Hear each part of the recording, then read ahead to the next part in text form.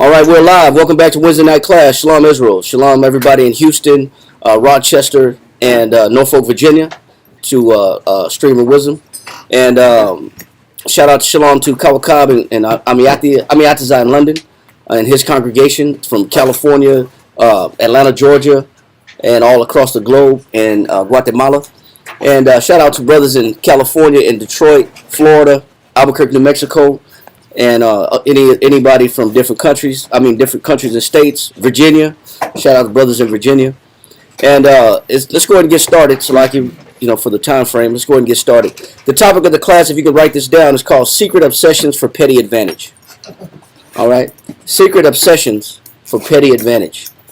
All right, so let's go ahead and dive into this right now. Let's go to 1 Corinthians chapter 3, verse 1. And I'll explain why this is important and why these kind of topics are necessary. Read this right here. 1 Corinthians chapter 3 and verse 1 reads. Ready? Yep.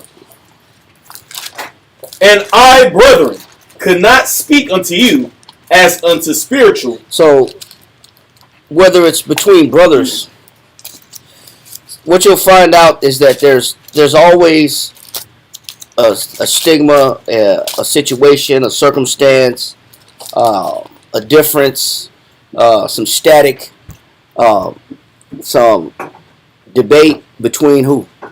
Brothers. Between brothers. You're going to find that, especially in the camp environment, that's going to be consistent. Also in a marriage environment, that's going to be consistent. Between the husbands and wives, that'll be consistent.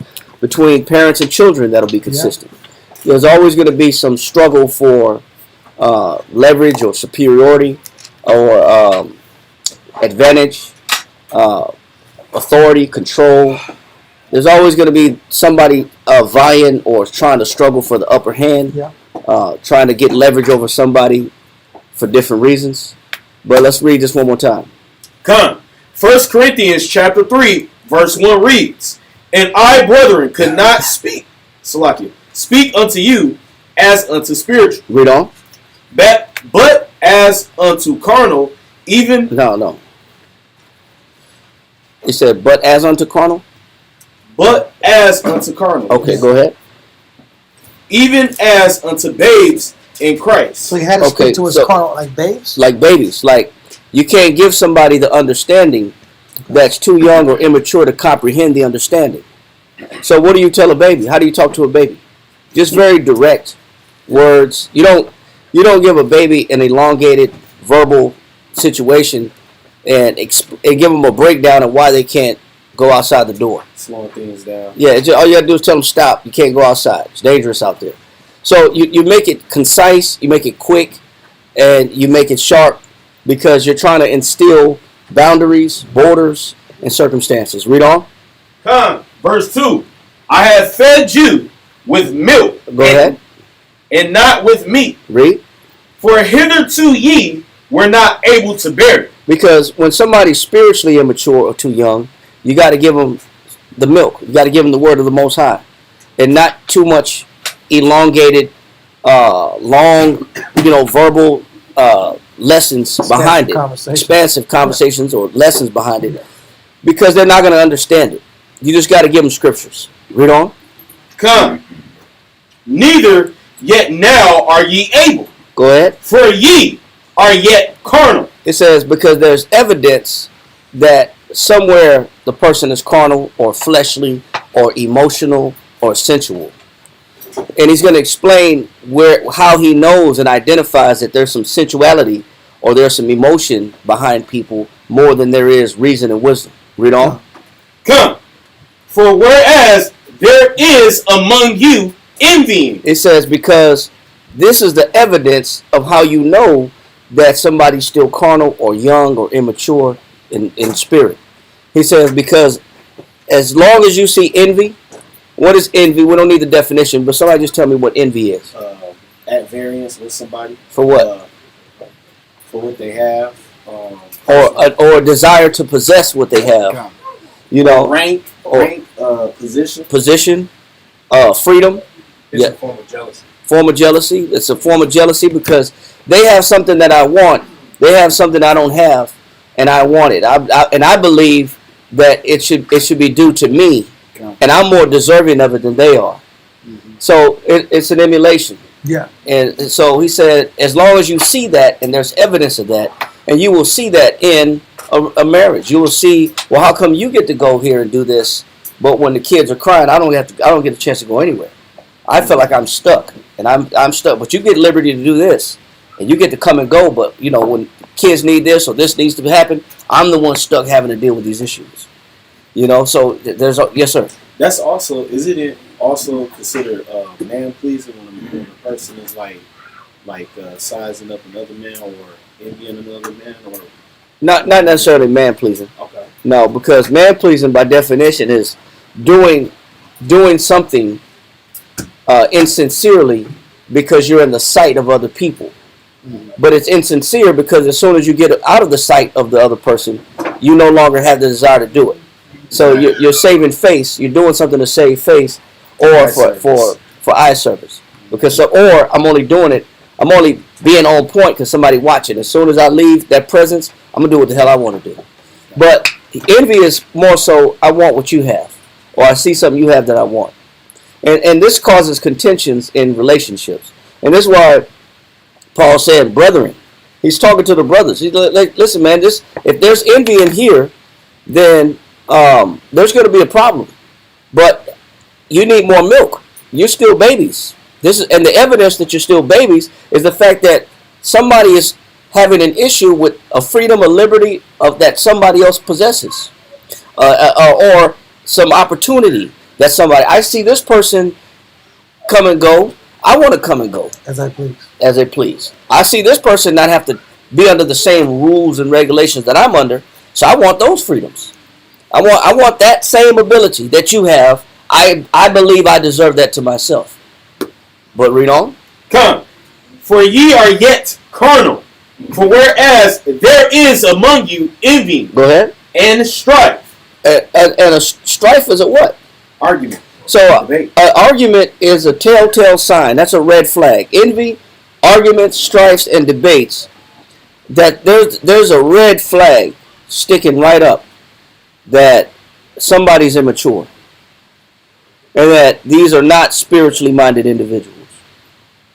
That's a red flag, right at that moment. You see a strife, a debate, or going back and forth, or two people standing in opposition of each other. That's a telltale sign that, hey, these are babies. This is still a baby. This is not a full-grown man in the spirit or a full-grown woman in the spirit. He says there's envy, strife, and what else? And division. And divisions. We can't be on the same page. We can't work together, live together, be together, operate together, function together, be in the same vehicle together. There's always you got your way and I got my way. Yeah. You do things your way, I got my own way. I don't agree with your way, you don't agree with my way. So there's a lack of compliance here. And when you see this, that's Paul saying, this is how you know that you're dealing with some spiritual babes. So in the same vein and theme of this particular scripture is why we're having this type of class. All right, because but we're just showing the origin of where it comes from. The title of the class is called Secret Obsessions for Petty Advantage. But we know who's striving for petty advantage, according to Paul. The babes. The babes in Christ. Immature spirits. The immature spirits. And so that's who this class is for. And if you find it valuable, and if you find evidence that this is you, or you may behave this way, then you may want to take this class very seriously. If you feel like you've been envious of somebody else, and what somebody else has, possesses, whether it be a freedom, a position, a rank, or a job, or a liberty, then you may want to take the class serious, take some notes and apply it, and see if this does apply to you, and see what you need to do to alter this judgment, or this determination, or this behavior. So let's go ahead and get to. I didn't finish it, by the way. But go ahead and finish it. That's fine. Come. Are ye not carnal, and walk as men? Go ahead. For while one said, no, stop. He says, "Are you that carnal and walk as men?" So that's it right there. Because I want to get to the point. You still, when you say walk as men, you're not walking as a spiritual man. You're walking as a carnal man, A regular. a worldly man, right? So let's go to John chapter 15, verse 14, and go ahead and get started.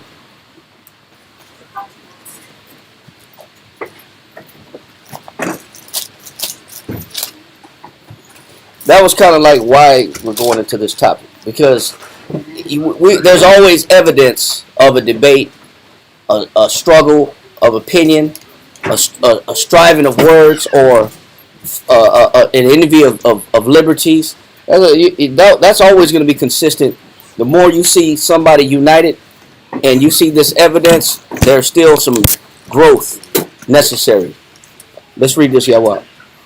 St. John chapter 15, verse 14. Read that. Ye are my friends. Christ said what? Ye are my friends. So are we going to struggle with Christ? No. Are we going to fight with Christ? No. He said, Christ said, you are my friends. Go ahead. If ye do whatsoever. If is subjective to a stipulation. Yeah. If is a but. It's not unconditional then. It's not unconditional. So he's saying that if you decide to do what? If ye do whatsoever I command you. So how does Christ constitute his friends? Obedience. He constitutes his friends based upon obedience. If you know how to follow. Period. If you can follow, Christ is summing it up very simply. If you know how to follow, You're my friend. you're my friend. Wow. That by itself is a whole class. Yeah. Because everybody wants the Most High's friendship. Yeah. Everybody wants Christ's friendship. They want Christ to be there for them. Mm-hmm. But then, what does he require? What does it require? That's a great question. It requires obedience. It requires some listening. It requires some following. Yeah. So Christ already lays it out very simply. He said, you are my friends if what? If ye do whatsoever I command you. He says, go ahead. Henceforth I call you not servants. Stop. He says, I'm trying to take our relationship somewhere. Before we go there, let's go to, hold that, Yahweh. Let's go to 1 Peter 2 and 9 and 10. 1 Peter chapter 2, verse 9 and 10. We're going to come right back to where you are, Yahweh. Just to see 1 Peter chapter 2 and 9. Chapter 2, verse 9. Mm-hmm. But ye are a chosen generation. So what the Most High is trying to get us back to, he's trying to get us back to being a collective body, a chosen generation, a whole generation of believers. He's trying to fix us as a unit and restore relationships and deal with us as a body, as a unit, as a church. He says you're a chosen generation. Read on. A royal priesthood. He calls us a royal priesthood. Read on. And holy nation. He says you are a holy nation, meaning you're set aside for a divine purpose. You're set apart. You're consecrated. You have a heavenly purpose on this earth. I'm trying to get y'all to work together as a body because you're a royal priesthood, a chosen generation, consecrated. Read on. A peculiar people. It says you're special. Peculiar means special or belonging to oneself. The Most High said, listen, man, y'all belong to me. Y'all belong to me. I'm trying to elevate you as a people. I'm trying to put you on my side, elevate you as a people, and show the world how special you are to me. Read. That ye should show forth the praises of him who hath called you out of darkness. So you're supposed to reflect the person that called you out of darkness. You're supposed to be a reflection of the person that called you out of darkness. Read. Into his marvelous light. And called you out of darkness and into his marvelous light. Now who is that? Let's go to John chapter 8 verse 12.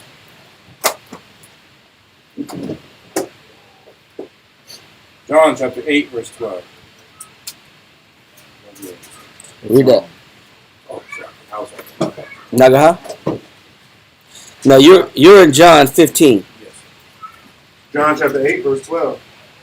Then spake Yahushua again unto them, saying, I am the light of the world. What did Christ say?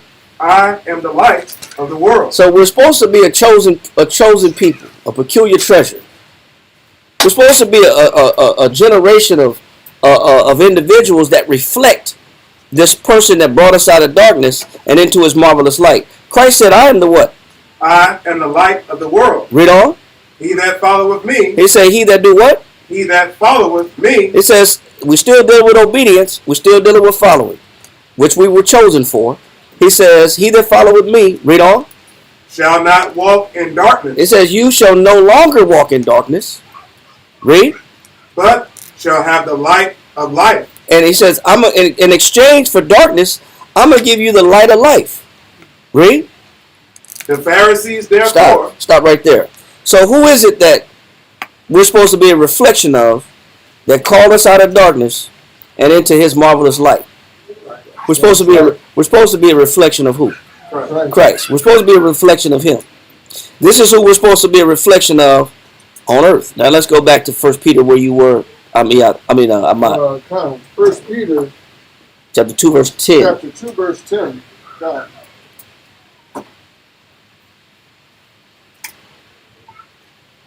First Peter chapter, that's second. Lucky, I got it. 1 Peter chapter 2 verse 10. Which in time past were not a people. It says, but there was a time when they called you niggers, spicks, wetbacks, moon crickets, porch monkeys, Yeah. Picking in. tar babies, Yeah. mohawks, Yep. immigrants, aliens, wetbacks, mayates, pests, pests like roaches, Yeah, infestation. infestation. They use words like infestation that you use for like insects. He said in the world, he said this is who you were. This is what they called you. But I got a better purpose than what the world has for you. I'm trying to pull you into this marvelous light and be a reflection of me. He says you were left to your vices, and you were left to the world, and however the world was going to deal with you, they're going to deal with you. They didn't have a purpose for you. He said, read that again, verse 10. God, verse 10. Which in time past were not a people, Go ahead. but are now the people of the Most He High. said, but now by this knowledge, and if you follow me, Christ has said, you're now called the children of God. You now have a purpose. You now have you have a greater reason to function every day than just what the world offers us. Read. Which have not obtained mercy. He said, but back then you didn't get no mercy.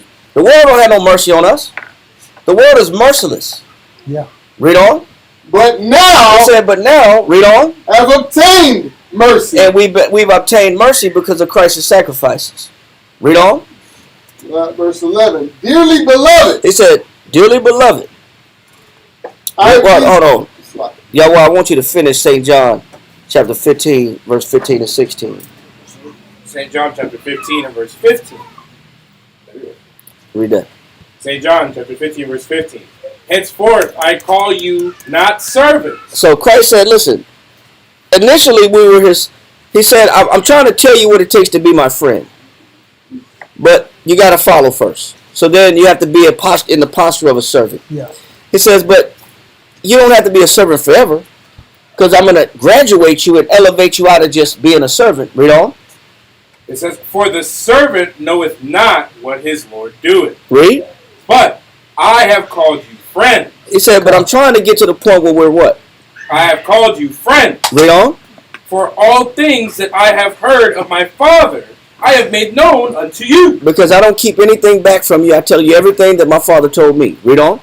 Ye have not chosen me. He said, but remember, Peter said, you're a chosen generation. Yeah. But guess what Christ said? Christ said, you didn't choose me. Read. But I have chosen you. So Christ has had his hand on each and every one of us all of our lives, whether we know it or not. Christ has always had his hand on us since we were young, God. since we were born. We don't even realize that we were chosen to be Christ's friends. And put us in situations to venerate and accept him and see him spiritually. To be like putting you around certain conversations, putting you read certain books, having you watch certain shows, having you around certain people. Or put you through certain struggles so you can call out the Most High in Christ. Yeah. So it's been by design. It says, you haven't chose me, read. Ye have not chosen me, but I have chosen you. Read on. And ordained you. Go ahead. That ye should go and bring forth fruit. It says, but in order for us, we have an obligation. We've been chosen by Christ to be special, a special people that belongs to the Lord, and we're also supposed to be bringing forth fruit. We're supposed to be bringing people into this knowledge and also walking people out of darkness and into this light. That means we're supposed to be spreading this gospel. We're supposed to be teaching this word. You're supposed to be expanding this body of Christ as much and as often as you can to his people. Christ said, I am not sent but unto the lost sheep of the house of who? Israel. So we're supposed to be spreading this word. He said we're supposed to be bringing forth fruit. Hold this. He said you're supposed to bring forth fruit. Finish that. And that your fruit should remain. And the individuals that you do bring into this light, that they stay, that they remain. Let that go. Let's finish that where you are, Ahmad. 1 Peter chapter 2, verse 11 now. Dearly beloved, I beseech you as strangers and pilgrims, abstain from fleshly lusts. Why does he call us strangers and pilgrims? Great question. What's a stranger and a pilgrim? Someone that's not familiar. Not connected? Someone that went far off. Yeah, somebody that went far off, but Not acquainted. yeah. A stranger is someone that does things that are opposite or that are different, and then a pilgrim is one that wanders and travels. Right. So what he's saying is that we shouldn't have too much of a connection with this world. We're passing through. Yeah.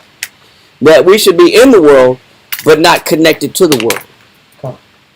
He says, read that again in verse 11. Verse 11. Dearly beloved, I beseech you as strangers and pilgrims, abstain from fleshly lusts. Because in order for us to produce fruit, that means that there's something that can be contrary to us spreading this gospel and bringing people into this light and pulling them out of darkness.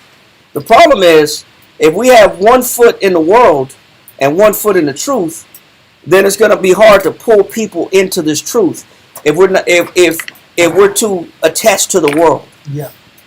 If we're too attached to the world and too carnally minded, can we really pull somebody out of the world? You can't. You can't pull somebody out of the world when you're still attached to the world. You can't do it. That's why he calls us strangers and pilgrims, because that stranger and that pilgrim is not indigenous to this area. What he's saying is we're in the world, but we're not indigenous of the world. We don't belong to the world. And how are you going to produce fruit and get people in this truth when your mind is still in the world? It's going to be very difficult to pull people out of darkness and into the light, but I still have an affinity and a connection to the world. It's going to be very hard. Hold this real quick. Let's go to Mark chapter 4, verse 19. Mark chapter 4, verse 19. And the cares of this world and the deceitfulness of riches. He said, the cares of this world, I care too much about this world, and the deceitfulness of what? And all these things. Riches. Are these objects just distractions? That's exactly what they are. He said, the cares of this world and what? Deceitfulness of riches. And the idea that I got to get my money up to be stable, I got to acquire more money in order for me to be happy and live a good life. He said that's the deceitfulness of riches, that money will place me in a certain position. And money cannot place us closer to the Father. He said, riches are deceitful. Read on. And the lust of other things. It says, and the what? It says, and the lust of other things entering in. So, what can be a distraction to me? What can cause me not to bring people out of darkness into this light? What can cause me not to bring forth more fruit and bear fruit? and make disciples out of people. Alternate pursuits. Say it again. Stuck in the world. If I'm still in the world, Yeah. I got other things that I want to do in the world. So if I got things that are unfulfilled, and there's things that I want to be in this world, that's contrary to me pulling people out of darkness, it's going to be hard for me to be a reflection of Christ. But I still got my foot in the world. That's true. You can't. I still got a job. I got some unfinished business in the world. Yeah. I haven't done the things that I want to do in the world. I haven't accomplished what I want to accomplish. I haven't finished my personal bucket list. So because that's not accomplished, I can't even find happiness in this realm either way. Or I can't have a potent conversation with someone because I'm not really convinced either. Yeah. How can I have a real spiritual conversation, but I'm carnally minded? True. How can I pull people into this world, into this light, but I'm still attached to the world? It's going to be very difficult. It's going to be very difficult to do so. So, what he's saying is, read it again. Mark 4, verse 19. And the cares of this world and the deceitfulness of riches. I'm too concerned with this world. I'm supposed to be a stranger and a pilgrim in this world. True. Money's on my mind too much. I'm thinking about money all the damn time. What else? And the lust of what? And the lust of other things. I wonder where I'm getting married. I'm trying to get this family. I'm trying to get this house together. I'm trying to establish. I'm trying to retire in the next 10 years. I got all these things I'm trying to do. I'm trying to travel. I'm trying to visit other countries. I'm trying to go places. I got things I want to do. I want to increase my status. Yeah, I got some business I need to handle. Yeah. But in this world, we're supposed to be reflecting Christ, bringing people out of darkness. We were chosen for this, into this light, giving them answers. Right. You can't be commingling with the darkness, going into the darkness to try to enjoy the darkness and pull people out of it. Yeah. I'm only in the club Bring someone out. to bring somebody out the club. You know what I'm saying? Yeah. I gotta dance in the club so I can make a connection. Exactly. Then pop the Bible open. Yeah, I gotta participate. Now, I will say this: there's a time when we used to go to the club in full garments, like Passover garments, and we would go to the club together, and we would be in Passover garments. For one, we didn't look like anybody in the club. We weren't trying to mingle with the club and look like the club. They thought we were some dancers. They're like, man, y'all gonna come performing? What are y'all performing? Y'all singing tonight? Y'all playing tonight? And he said, no, this is what we're doing tonight. Boom. But we got attention outside in the parking lot. We hit up everybody going in and coming out in the parking lot. Bow, bow, bow, bow, bow. Hitting them up in the whole garment. What y'all about? Well, I'm glad you asked. We got a flyer for you right here. You go in the bathroom in the club, we in the bathroom posted up by the sink. Bow, hit you with a flyer right here with a whole garment on. But we wasn't commingling in the club, trying to indulge in the club. We was there to try to recruit, pass out flyers, because you know what? Somebody's in the club trying to escape reality. Somebody's in the club trying to change the direction of their life and looking for inspiration, or trying to forget about the troubles and the ills of life. Drink their pain away and party their pain away. Somebody in there is needy, in which we found a lot of them. But we weren't in the club to shaking and baking and mixing it up, dancing. Actually, we danced with each other as brothers. It wasn't like how many women we go dance with. We didn't dance with none of them. It was about us being together, reflecting a light, bringing a light in darkness. We weren't in there commingling with Jake clothes on. We was in there with garments standing out on purpose. So there was a time we was doing that. We wasn't in there for club purposes that the normal average person going in the club doing. And what we try to do is lie and satisfy both parties. Today we be in the club with friends on, we be lying. I'm in there recruiting. Recruiting what? What are you recruiting? Recruiting who? And recruiting for for Christ and the Most High, or are you recruiting for yourself? It's different. Different time frame. But what I'm saying is, we can't have an affection for the world and satisfy the job and the obligation that Christ gave us. We can't do both. So read it one more time. Mark chapter 4, verse 19. And the cares of this world, and the deceitfulness of riches, and the lust of other things, and the lust of other things. Go ahead. Entering in. Choke the word. What does it do with the word? Choke the word. It chokes the word out of us. The job that Christ called us for isn't that important anymore. That makes a lot of sense. The job that he called us for a purpose. I didn't choose. You didn't choose me. I chose you. Even though we were a chosen generation, it's not that important anymore that we were chosen. To execute the will of the Father is not as important. To be a reflection of Christ is not as important. Something else has gained our attention and has become more prominent and has the most dominant influence in us. It's something in the world I didn't get. I still want. I don't have. I haven't accomplished. I haven't received. I haven't added to myself. So now there's this struggle, this conflict of interest. He said the word and your purpose starts to get choked out. Read. It says, and the lust of other things entering in, choke the word, and it becometh unfruitful. I thought Christ said that we were supposed to be fruitful. How do you become unfruitful? If Christ said he called us and chose us, and he called us out of darkness, if Peter said we were the chosen generation, and we're supposed to be a reflection of him that called us out of darkness into his marvelous light, and we're supposed to be calling other people to the truth, and we're supposed to be fruitful, and our fruit remains, we're supposed to bring people into this knowledge, how do we become unproductive, and it's no longer important that we spread this gospel and other people come into this light? Is it being in the world, or you go back, or I'm still attached? I still have an attachment to it. I have an attachment to it. So now I become unfruitful. So what makes us unfruitful in our chosen obligation to serve Christ?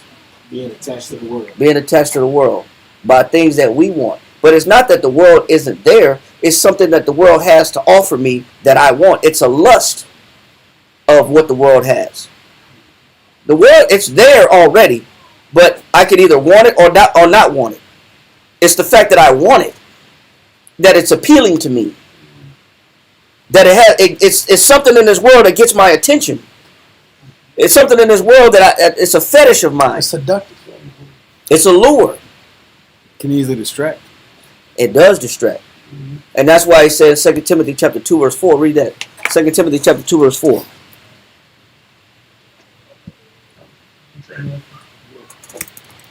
You got it.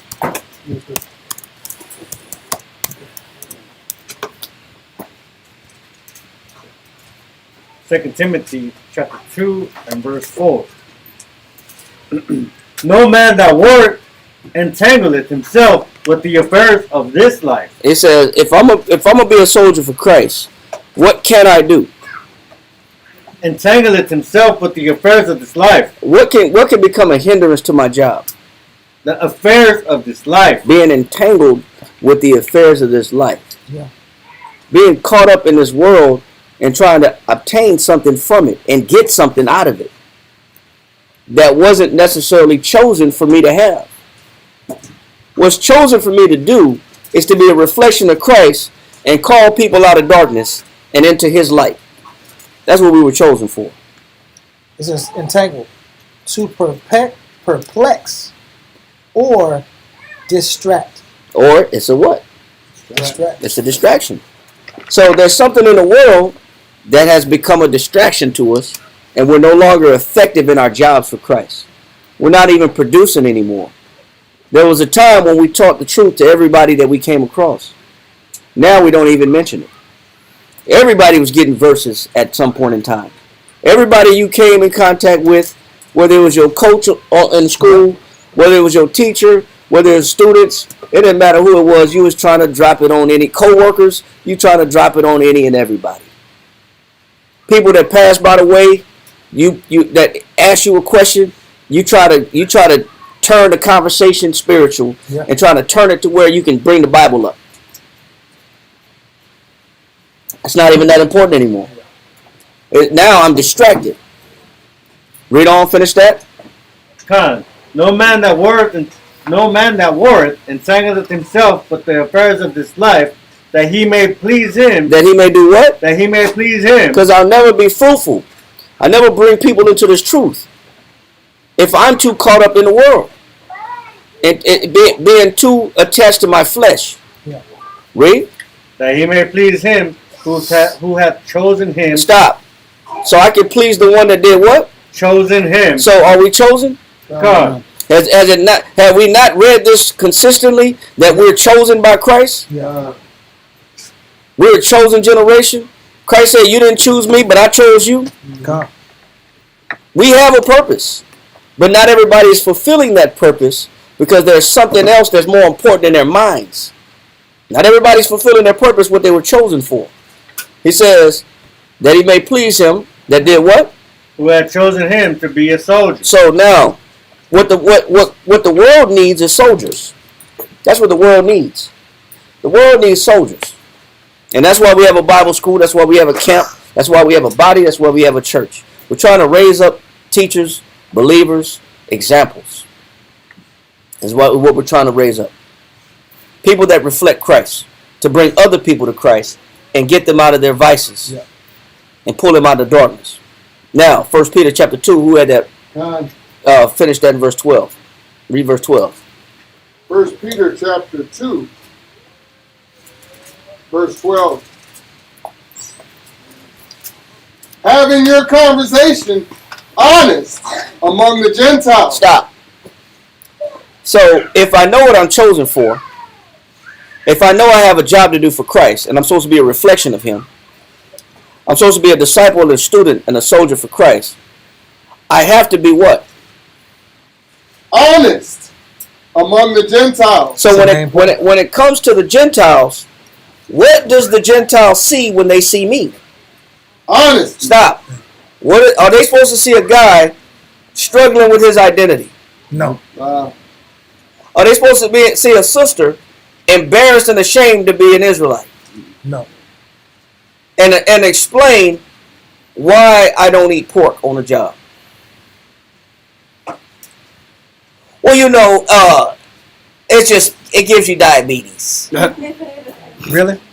It gives you diabetes, and it gives me gas. I'm allergic to it. Yeah. Is that the reason why you don't eat pork? What do people need? The truth. Honesty. People need the truth. You know what people need to hear? They need to hear the truth about why you don't. They need to know it's not because the doctor said it's bad. It's not because it gives you diabetes. Those are side effects. But what is the true reason why you don't do it? Because you are obedient to the law, statutes, and commandments of the Most High. That's why you don't do it. Because it's against the law. And you know what that may do? That may ruffle some feathers. Yep. That may make somebody feel a little guilty. Yep. Are you saying I'm a sinner? Are you breaking the law? Then you're a sinner. Who made you? Then that might cause a scuffle on the job. So we try to blend in. We got to be wise as serpents, harmless as doves. Yeah. Can't ruffle no feathers. But why not? What? But he said amongst the Gentiles, you got to be honest. Why do you wear the fringes? Why aren't you celebrating Christmas like everybody? How come you ain't got no stocking in your locker? Yeah, where's your stock? Where's your stocking on your locker like everybody? Oh, everybody got stockings on their lockers. How come? I was gonna put something. How come you don't got no stocking on your locker? Everybody decorated their desks. Yeah. With all the Christmas stuff, with all the ornaments and the tree and the lights and the stars and the Happy Noels and Merry Xmas and all the little decorations on their desk. How come you ain't got nothing on your desk in this Christmas? You're having a spirit. Yeah. Are you the Grinch? Exactly. Are you just being the Grinch? Or when you go to the mall around like the holidays and stuff, they ask why you don't have like ornaments or anything that placate the holiday spirit, based off of the environment that's going on. How come the whole neighborhood got lights and blow up Santa Clauses in their yard, and your house is blacked out? Yeah. Your house is blacked out, no lights on it. What's up with this guy?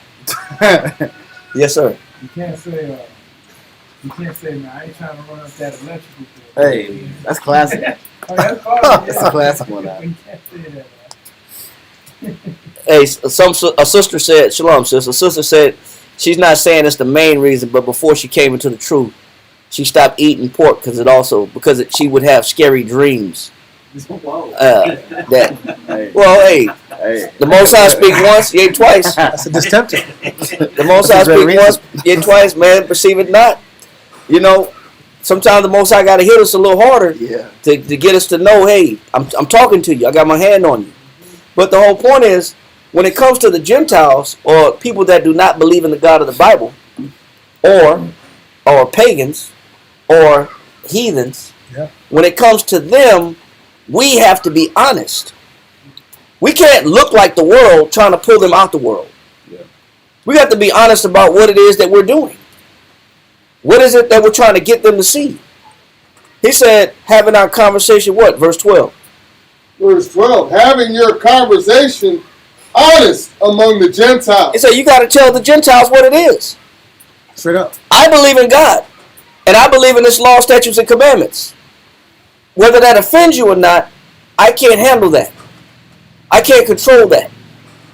But I got to tell you the truth about what's right and wrong. What's acceptable in the eyes of the Most High and what's not. And when it comes to having that honest conversation, that's when you could tell who got 1 foot in the world and 1 foot in the truth. Man. They asked me why am I not saying why am I not going to the Thanksgiving party? Everybody's going. The whole office, the whole company's going to the company party. And everybody keep asking me, are you going? Are you going? Are you gonna make it? Are you going to make it? Who are you going with? What time are you going to be there? Yeah, like, nah, I don't. What you bringing? Nah, I don't. Yeah, I don't really feel like. I don't think I'm going to make it. The kids, the kids. I got the kids. I got a lot of things going on. Like, you're off tomorrow. Like, school's out tomorrow. We're going to go out of town. We're leaving out of town. We're going out of town this weekend. So you guys have a good time. Yeah. You guys enjoy yourself. I wish y'all the best. Catching planes over here. I'll hit you back when I get back next week. You know what it takes? You know what it takes when you're trying to pull people out of the world? It takes you to be honest about what it is that you believe in and what you're about. That means you can't hold back the fact that they need to hear the truth, and it may cut them, it may not cut them, and you can't dance on it and walk on eggshells with this knowledge. You got to tell people straight up.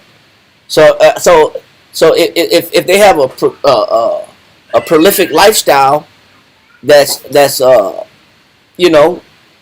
erotic in their behavior, and they ask you, well, what do you think about 2 men being married? I'm on the job, man. I'd rather not say.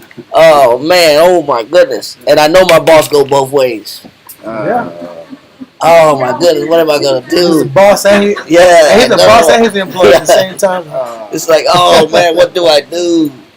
He got rainbow flags all over the desk. Oh my God, what am I about to walk into? Do you have a problem with this? Yeah. Like, what do you say? What you said about my lifestyle? But you know what the Most High is doing? The Most High is trying to get you to be honest. Because you know what he wants to know? How bad are you attached to the world? True. Because if you're attached to the world, that will dictate your answer. True. Yeah. That will dictate your response. It's based on who you're a soldier for. It's going to determine what your answer is going to be. So, yeah, we don't follow that. We don't eat pork because this is the law. It's not that. How you going to explain? All of these guys don't. All of us don't eat pork. Yeah. Everybody's allergic to pork. Everybody can eat it. Man, I bought you guys did such a great job. I'm buying everybody pizza. Well, make sure you don't put no pork on it. Please. Wait a minute. You guys Muslim? You guys Muslim? No, not Muslim. Well, what are you then? Yep. And what are y'all doing in my house? Yeah. You know, but the thing of it is, the Most High wants to see, and it's necessary that you be honest among who? The Gentiles. You know what Gentiles don't need to see? When they need a reason to not be a believer, a non-believer, and they need a reason to believe, they don't need wishy-washy people in front of them, not determining whether they're of the world or they still want the truth. Because they may be on the verge of saying, I don't want to be this non-believer. I want to be a part of something spiritual. I want to be a part of something greater. I don't feel like I'm living up to God's purpose. So they don't need a wishy-washy individual in front of them. What they need to see in front of them is a stout, strong-minded believer that's convinced about what he's chosen for. So that can pull them out of the dark. That's not going to leave them in, I don't know, or maybe I should go back here, or maybe I should be a Buddhist, or maybe I should just meditate. Maybe I just need to find spirituality. Well, you know what? How about the person in front of them that gives them the truth? That's more critical to them, because why leave them in limbo? Through our inability to reflect Christ. Why leave them in limbo? It doesn't. Our lack of faith and lack of piety has an effect on other people, and we're getting judged for that effect we have because we're not being those soldiers that Most High requires. God, because we're leaving those people lost in the world. Now they don't know what to believe. Well, we could have been a firm reflection of an exit sign out of the world. We could have been that exit sign that's red that says exit here. Yeah. You want to get out the world? Exit here. That's what we were chosen for, to bring people out of darkness into the light. Yes, sir. I have a question, sir. So is it safe to say, this is a general question, is it safe to say if I don't do what I'm supposed to do, then that blood, or whatever they do after that, or that interaction with me, and I don't tell them what's supposed to tell them, is there ignorance of the blood on my hands now? If you know, Right. I'm going to tell you this. I'm going to give you an example. Go to Exodus chapter 22. Go. Yep.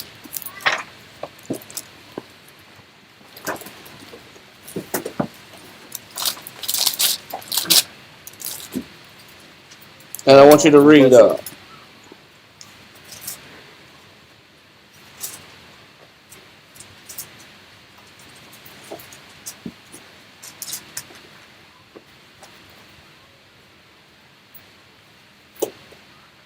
give me verse 6. Verse 6. Mm-hmm. Come on. Exodus chapter 22, verse 6 reads, if fire break out and catching thorns. So can fire spread? Come. Fire has the capacity to spread based on what's feeding it, right? Yep. If there's oxygen available, it's going to grow. Yep. If there's dry grass or dry woods around, man, that's fuel for the fire. You fed it, because it's the things that's around it have the capacity to charge this fire up. Read on. Come. So that the stacks of corn, or the standing corn, or the field. So there's dry sticks that the fire grabbed a hold to, and then the fire got out of control and grabbed the corn that was worth something. It said the standing corn or what? It says, or the standing corn, or the field. Or the field, which is a whole fully agricultured, farmed field of crops. And that whole crop caught on fire. Read on. Be consumed therewith. Go ahead. He that kindled the fire. Stop. It said he that did what? Kindled the fire. Now, when we know that it said, in the part it says if you blow on a spark, you can do what? Put it out. No, if you blow on it, you start it. But if you spit on it, you quench it. It says the power of both of these come where? It's hard. Out of the mouth. Both of these come out. The power of both of these to either start a fire or to spit on a fire. Who controls it? We do. You control whether the fire grows or whether fire gets quenched. He says, but if the corn gets engulfed or the crops get engulfed, be consumed therewith. He that kindled the fire shall surely make restitution. Who's going to be responsible? The person that kindled the fire. So now, if I'm interacting with somebody that has a naughty lifestyle, and I inflame their lifestyle in a bad direction, who's responsible? He's responsible. Because I had the power to do what? You had the power to spit on. I had the power to spit on the fact that these individuals were living a contrary life to Christ, and they were ignorant. I had a chance to, you know what, kill the ignorance in this person. But I chose what? I chose not to. I chose not to kill the ignorance in this person. So this person's life get out of control. So now, because I didn't tell this person the truth, they let life get out of control, but I watched this person light up, roll up. But because I don't want to lose my ride, this person give me a ride every day, but I don't want to lose my ride to work. So I'm watching this person roll up. I don't want to lose my ride. So now, guess what? I'm kindling what? A fire. Killing a fire. Or I could have said, hey, man, the Most High is not with that, man. Let me explain to you why. Let me explain to you why. And you know what? That means if I lose this opportunity, but if that person gets hurt, or that person loses their mind, a lot of this roll up they doing is synthetic anyway, and this person lose their mind and go in a damn psych ward. Whose responsibility was it? It was mine, because I could have quenched that fire. I could have quenched that ignorance in that individual. I had the control over that circumstance to be able to douse the fact that this person's life was out of control. So if I initiate something that gets out of control, who's responsible? Me. Now, if that's why we're watchmen. But if I don't sound the trumpet, then that person's blood is on my hands, because I didn't say nothing. I didn't say nothing. I let this person's life get out of control. I never stopped them. Or, like what we do is, we try to manipulate the benefit. If I know that you give money because you get drunk, so I'm going to hang around with you, provoke you to drink, so that you can become this benevolent giver, and then now you buying everybody drinks. Because that was my plan anyway. My plan is, I know that you're gonna dispense your whole wallet as soon as you get a couple of drinks in you. I put personal benefits over standing up for the Most High. Right. And being clear and being that chosen generation, that righteous priest-like generation. Versus being that righteous priest-like generation, the priority is personal benefits, personal gains. Yep. I can't mess up my hustle. I can't mess up my little gravy train I got going. Yeah, because I can't. He's a blessing, see? Yeah. He's a blessing. Yeah. He blessing me. He a blessing to me. So, so then if I tell this person, hey, man, you can't drink like that, then guess what's going to happen then? That might stop my ability to lose my blessing. To get splurged upon. Exactly. When you tell people the truth. But the Gentiles need the truth. Yeah. The Gentiles need somebody that's convinced that they're chosen for a great purpose in order to help convince them to move out the world. Read that again. I'm out. 1 Peter chapter 2, verse 12. 1 Peter chapter 2, verse 12. Having your conversation honest among the Gentiles. Among the Gentiles. He said that what? That whereas they speak against you as evildoers. He said that they may not understand what you do. Read. They may, by your good works. It said, but what speaks for you? Your good works. So although they may not comprehend what you believe in, it forces them to humble down and say, well, maybe there's some truth to what they're doing, because look at their works. Now I'm curious. Now I'm curious about what you believe in, even though I may not understand fully what you're talking about. Maybe this Israelite thing isn't making any sense. You telling me I'm a child of God, I'm an Israelite. I don't fully understand what the hell that means.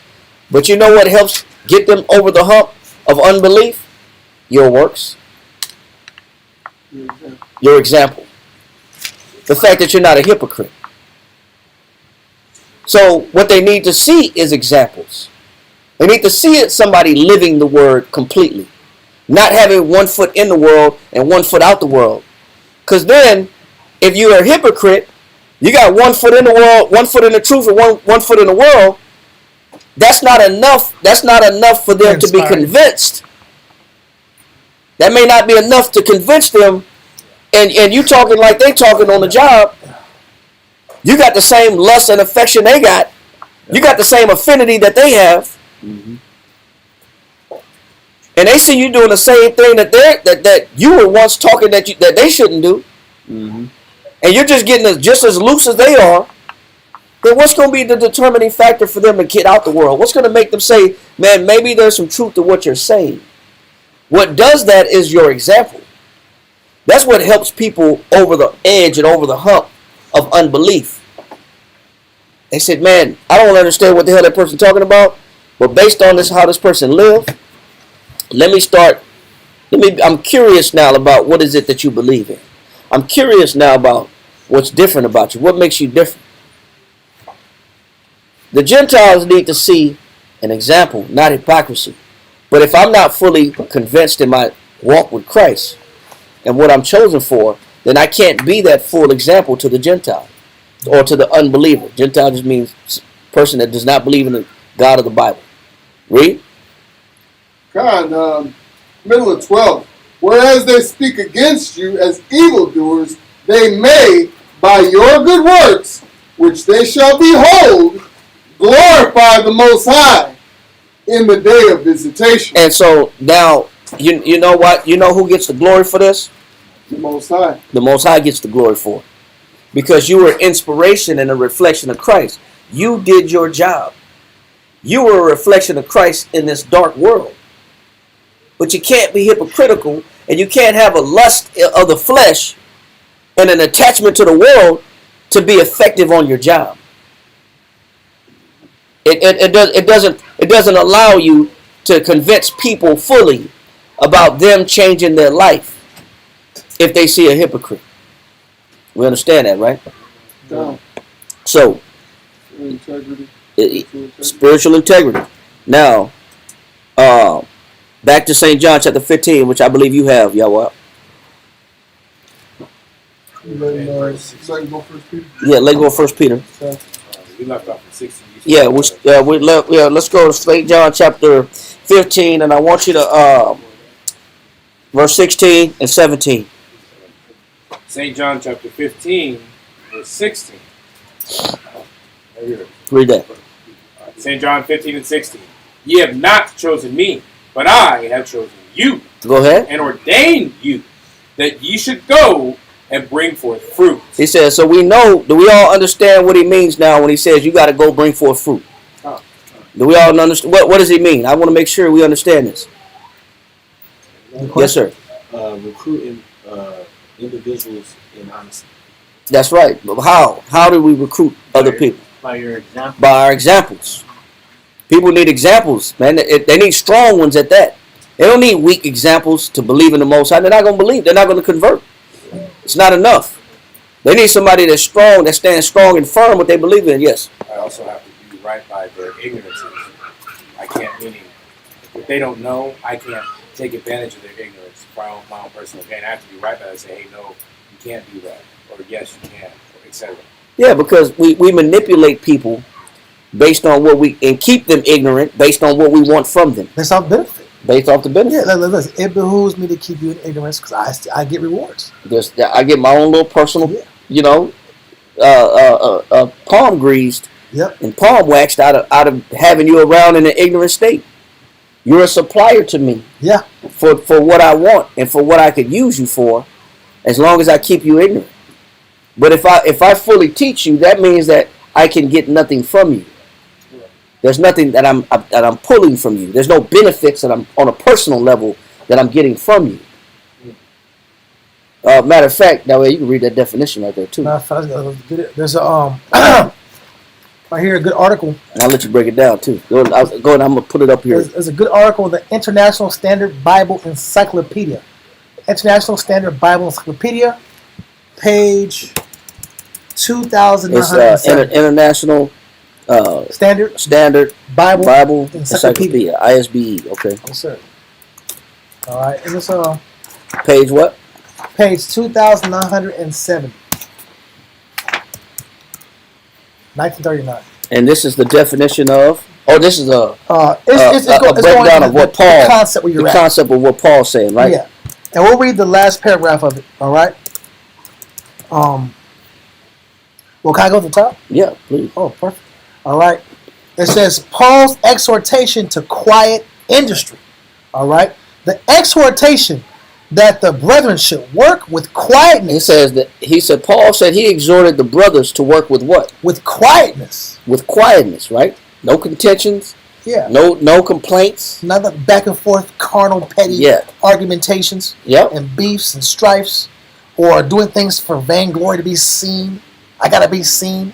Or attention. Or attention, just for the concept of getting attention, not for the concept of turning the attention and focus to Christ. Not making it about me, but making it about Christ. The exhortation that the brethren should work with quietness and earn their own bread. And that they should what? Earn their own bread. Are they manipulating people? Earn their own bread. Right? It says, it's full of interest to those who are studying the psychological development of the early Christians under the influence of the great mental stimulus that came from them getting the gospel. What does it mean?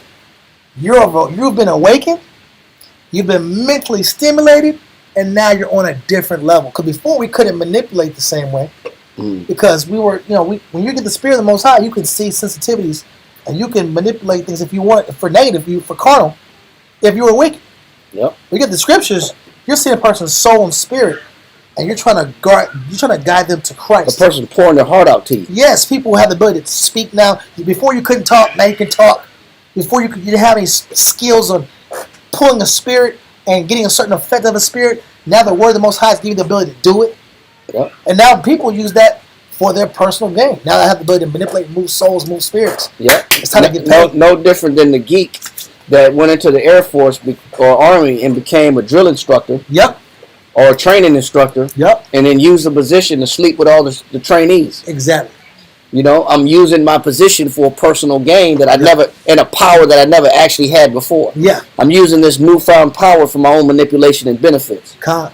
Go ahead. It says, some were so excited by the new dignity that had come to them. What does that mean? Before you were just a grass cutter. Yeah. You were just a kitchen aid. You were a kitchen aid. You got the crap from the horse and you put it in the trash. Yep. You know what I'm saying? You had a basic menial job, and that was your identity. I was in the laundry room. You were the laundryman. I was a hotel clerk. Hey, who are you? Oh, you're the hotel clerk. Yeah, I answer the phone. Yeah, I answer the phone very well, too. No, you're just a regular guy. You're a cog in the machine. You're an everyday Joe. Brothers go from everyday Joes to officers, generals, counselors, priests. Ooh, that sounds so much better than being a hotel clerk. That sounds better than being just cutting grass. You have a new, this is right here. They were so excited. Some were so excited by this new dignity that had come to them as members of the Christian society, and by the new hopes that had been inspired in their minds, that they considered themselves above the base necessity of manual labor. They consider, I'm above manual labor. I am above working now. I have so much knowledge. I'm so deep now. I'm so wise. I don't get my hands dirty. I don't gotta get my hands dirty. That's for them. That's beneath me. Listen, man. I got the wisdom. I got the knowledge. Knowledge puffeth up. Knowledge puffeth up. But this is what happens when I get the knowledge, the information. Now, this is right here. Some were so excited by the new dignity that they had come to as members of this new Christian society, and by the new hopes that they had been inspired in their minds, that they considered themselves above the base necessity of manual labor. This is not an infrequent phenomenon among new converts to Christianity in heathen lands. So what happens? You're in a heathen land, about a bunch of people that are pagans and Gentiles, and you're different. You got the light of God. You got the wisdom. So what's the situation now? I can convert you, and I can sit back, and I can lay back off your labors as long as I'm just giving the word. And I can reap the benefits off of your zeal. Con. And that goes out like that also for different situations. I'm going to recruit people to lift me up. You always go into a follow to lift me up. They got to bear my burdens, Yep. and I'm going to be on this throne, and I get to sit on people. Yep. Right? It says that they consider themselves above base necessity of manual labor. This is not an infrequent phenomenon among new converts to Christianity in heathen lands. Paul would have none of it. He said, Paul, what? Paul would have none of it So now I use the truth. I get the truth of this knowledge to benefit. just to fatten me up. Yep. Read. Fortunately, he could point to his own example, like you said in the class. It says, he not only labored among them to earn his own livelihood, but he worked until muscles ached and body rebelled. And it says 2 Thessalonians 3 and 8. We're going to do that same quote the scripture about that. Mm-hmm. Paul saw that the gospel was to be propagated chiefly by its splendid effects on the lives of all the classes of society. So it's about the impact that it has on other people, Yes. not necessarily on the benefit it has towards me on a lustful level or a carnal level. Con. And he realized that almost the first duty of the church was to be respected. And so he not only exhorts the individual members to independence, but he lays down the principle that no economic parasite That know is, what? that no economic parasite is to be tolerated in the church. So what can exist in the church? Economic parasites. What is an economic parasite? A person that feeds off of other people's labors and works. Yeah. That they accumulate for the body and for the church.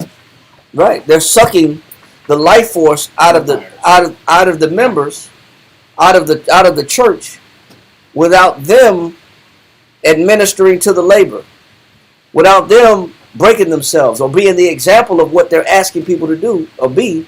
He says that he makes sure that everybody works so that there's no economic parasites, because in a church environment you can have people that are taking more than they're coming to what?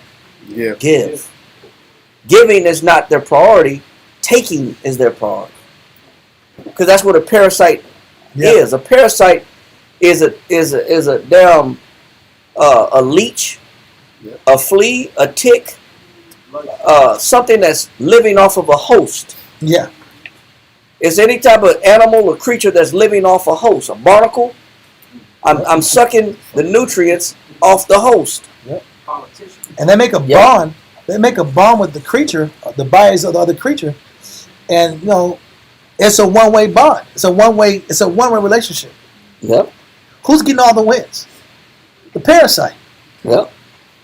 It says that no economic parasite is to be tolerated in the church. Quote unquote. If any man will not work, neither let him eat. So that's what it says. You don't work, you don't eat. So what he's saying is everybody's believing and participating in what the church business is and what the church is involved with. It's not just about what can I get from this knowledge. It's about what can I offer. No extraction. JFK was famous for that. He said, "Don't ask what your country can do for you, but ask what you can do for your country." That was a famous line, speech. man. That's excellent. That's a leader right there. Yeah. Hey, I gotta take my hat off to that Says some real because he believed it Yeah. to his death. Yes, sir. I was just gonna say, when you're dealing with parasites, they suck all the minerals and the nutrients, so you can never get none of the nutrients or the minerals restored, into your body and stuff like that. Exactly. That's intestinal parasites, roundworms, hookworms, pinworms, tapeworms, Nematodes. nematodes. You got what's them other worms? Them the trichni worms. They all have different purposes too. be in the brain, one is in the gut. Trichinosis worms, flatworms. Yeah. Everything out of your body out. Yeah, but what he's saying is that in the church you have takers and you have givers. And there's just different specimens, different species of them. The issue is though that we have too many parasites. It kills the body. Yep. One or two still pulling from the body, but they lay eggs out. These parasites want a whole population and to take over the whole body of Christ. You see the physical body. Yeah, kind. Or you even got the parasites that the insects get nowadays. I forgot they call them. Aphids? No. No, they're like zombie parasites that take over the brain of the insect. Yes. And then once they eat the brain out, they control the ant or they control the butterfly. Yeah. And then once they're done, and then they spawn out new bacteria and spores, then the insect is left empty. Then they spawn using the nutrients from that host and create more zombie. They're zombie parasites that take over. The ant is no longer in control of his body. The ant is just doing whatever the hell the parasite and the fungus is making them do. And then once he feed off of them, it's it. I got one with you on that one. There's an extreme example. Cats, right? They say people that have a lot of cats also have this parasite where they don't have the mice. The mice want to be eaten by the cats. Have you seen it before? Mm-hmm. Yeah. There's mice that want to be eaten by cats, and the cats are running from the mice because the mice are running to be eaten. The cat's like, nah, I don't want to eat you, and the mice keep running. The mice keep running to the cat because the mice has a parasite in it, and the parasite lives better in a cat's body than the mice body. So the parasite is making the brain of the mice lose the hormone of fear of the cat. So they mentally and emotionally manipulate with their chemicals. With the urine, with the cat urine. With the cat urine. They put chemicals that make the mice lose the fear of the cat and desire to be in the mouth and eaten by the cat. So then the parasite can evolve in the cat's stomach. That's what the goal is. But the mice has no consciousness what's going on. The mice just doesn't know. He doesn't know why he's running to the cat. Why am I running to a cat? That's not even natural. But this is the power of a parasite. Parasites manipulate situations for their personal benefit. And this is what makes a person a parasite. I keep manipulating circumstances because I want my way at all cost. And this is why it's important. Hold on, we got a great point, but we got to continue. St. John 17 now. Yes. St. John chapter 15, verse 17. These things I command you, that ye love one another. He says this is a commandment from Christ. You've been chosen for a job. He said, but you've been ordered to what? Love one another. He said, but you've been ordered to love one another. Now there's only one problem with this. Based on what we've been reading, what happens if I'm still attached to my lust? Oh man. Good question. What happens if there's still something that I want? What if there's still something in me where I still want leverage? Or I still want or I still have an affection that I'm still tied to, or I'm envious, or I'm jealous of somebody's freedoms and liberty. That's a good question. So I'm in this body now, and I've been given a commission by Christ and I've been chosen to be a royal priesthood and a peculiar treasure to the Father. And I'm supposed to bring people out of darkness into this light. But what happens when I have things in me that hinder my ability to love the body? We just read right now about some of the things that hinder the church is economic parasites. Yeah. Takers, not givers. But what about when I still have other desires in me? Let's go to Luke chapter 22, verse 24.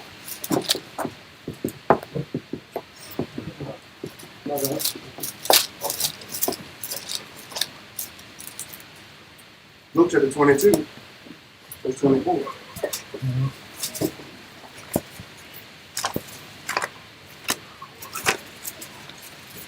And there was also a strife among them. Stop. What did Paul say when there's a strife present? That you got a babe. There's some babies in the church.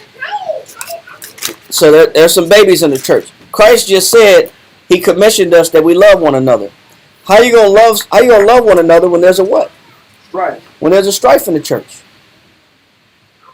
How you gonna love somebody and argue with them at the same time? How am I gonna fight with somebody, debate with somebody back and forth when I've been ordered to show you love, but instead of love, I'm arguing with you? Context. How is that showing you love? How can I accomplish the will of Christ debating and arguing with you? Let's find out. Read that again. Luke chapter 22, verse 24. And there was also, which of them? A strife is a fight. Read. Which of them? So the 12 disciples are fighting with each other. They're arguing with each other. What are they arguing about? They're arguing with each other. What are they arguing about? Read. Which of them? They're arguing about what? Go ahead. Which of them should be accounted the greatest? What are they arguing about? Which of them should be accounted the greatest? He says they're arguing about which one should be accounted the what? The greatest. What are they arguing about? Say it again. They're arguing about position. So, how can you love somebody, but you don't believe that they should have the position that they have, or they shouldn't have the position over you? What was the question again? How can you love somebody, but you don't agree with the position that they have, or you don't feel like they're qualified to be over you? Good question. Do tell, Moselle. Do tell. That's a very interesting statement. Don't tell. I just listen to that. Is there evidence of this? Yes. Do we see this?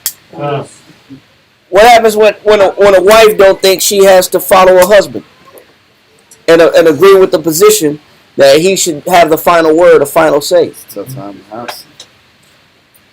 It's going to be a problem. It's going to be a debate. A lot of debates.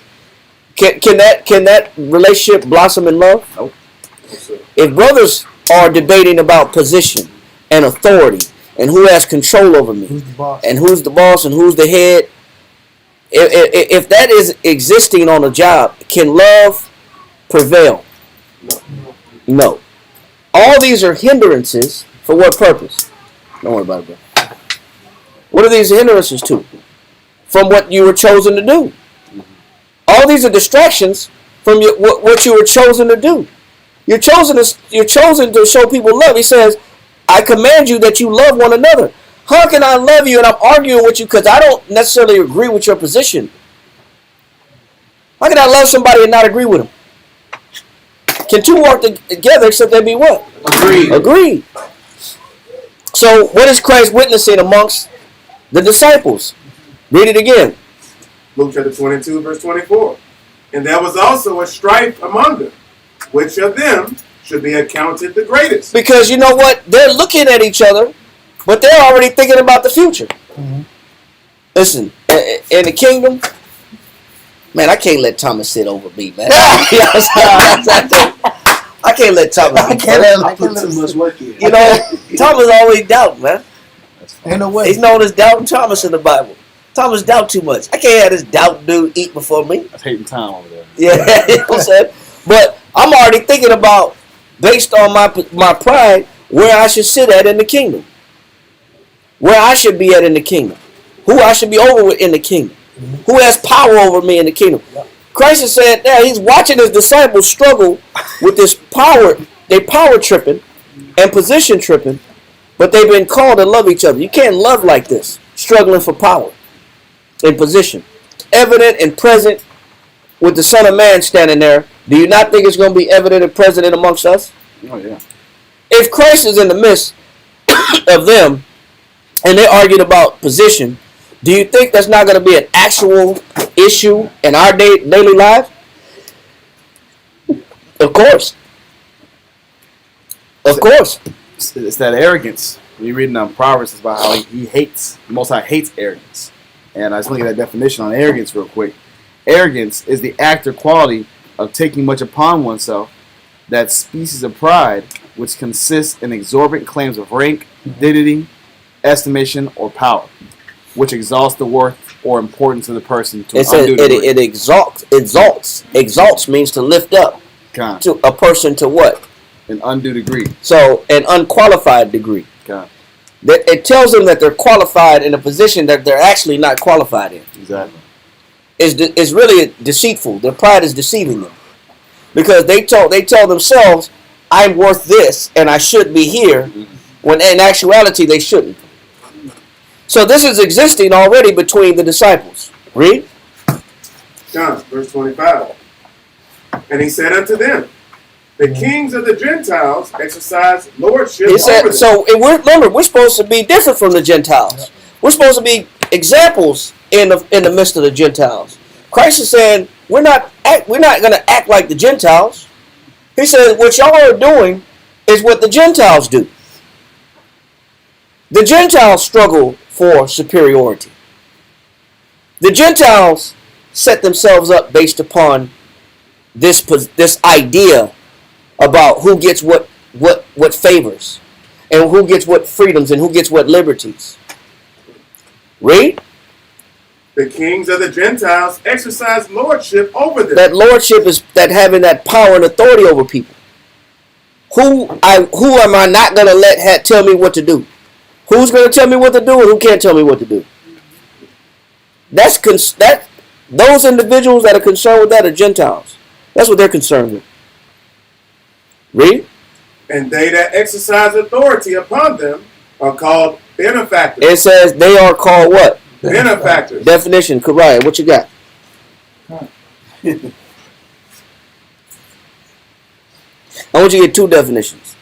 I want you to get the definition of benefactor, and I want you to get the definition of confer. Benefactor. Yeah. Benefactor. No, it is. It says, he who confers a benefit. It said he who confers. So that's why I said two definitions, so you can understand what confer means. So he said he who confers a benefit. A benefactor is somebody who confers a benefit. So confer means what? Confer. It says, okay, I got you right here. It says, confer. It says, to discourse, to converse, to come together, implying conversation on some serious or important subject, in distinction from mere talk or light familiar conversation. So it means it carries weight. So amongst the Gentiles, it's very important. It takes priority to know who has the position, who's qualified, who should be the boss, who should have the authority, who should listen to who. This is always brought up amongst the Gentiles. The Gentiles are serious about position, authority, who's telling who what to do, who's qualified to tell me what to do, who's educated enough to tell me what authority do you have, what power do you have, what gives you the right to talk to me the way you're talking to me. He said this kind of conversation is dominant and is a very serious topic amongst the Gentiles. Gentiles don't play when it comes to who are you talking to? Who do you think you're talking to?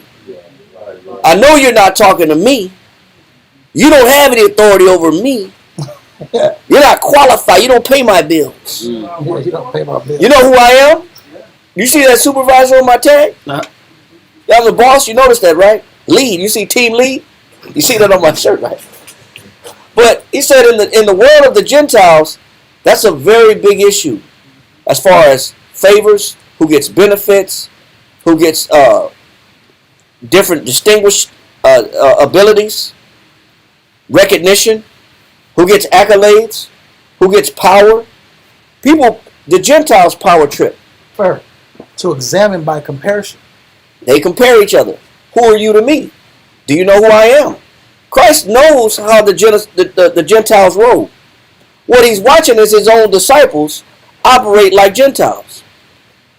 He says, listen, you're behaving like a benefactor. What you're not going to let somebody tell you what you can do. You want to talk about rights, position, authority, rank.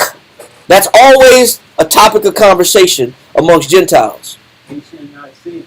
Yeah. Who is he? Yeah. Read. Let the Yeah. definition go and read the Bible.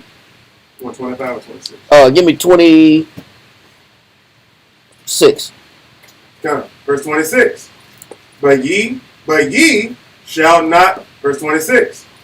But ye shall not be so. He said, but this kind of conversation should not exist amongst you as brothers, especially when you've been commanded to love each other. It shouldn't be this rank tripping or this brother tried to tell me this, or I don't agree with what this brother's telling me because I don't believe he's in charge of me. I don't believe he's over me. I don't believe he's over me. Yeah, you're gonna have to prove. I see him do this. I see him do that, and basically, there's certain things I see. He's in question. In my mind, my judgment. I think he's. I mean, I have his ability to command me in question. Yeah. I don't agree with his position. Yeah.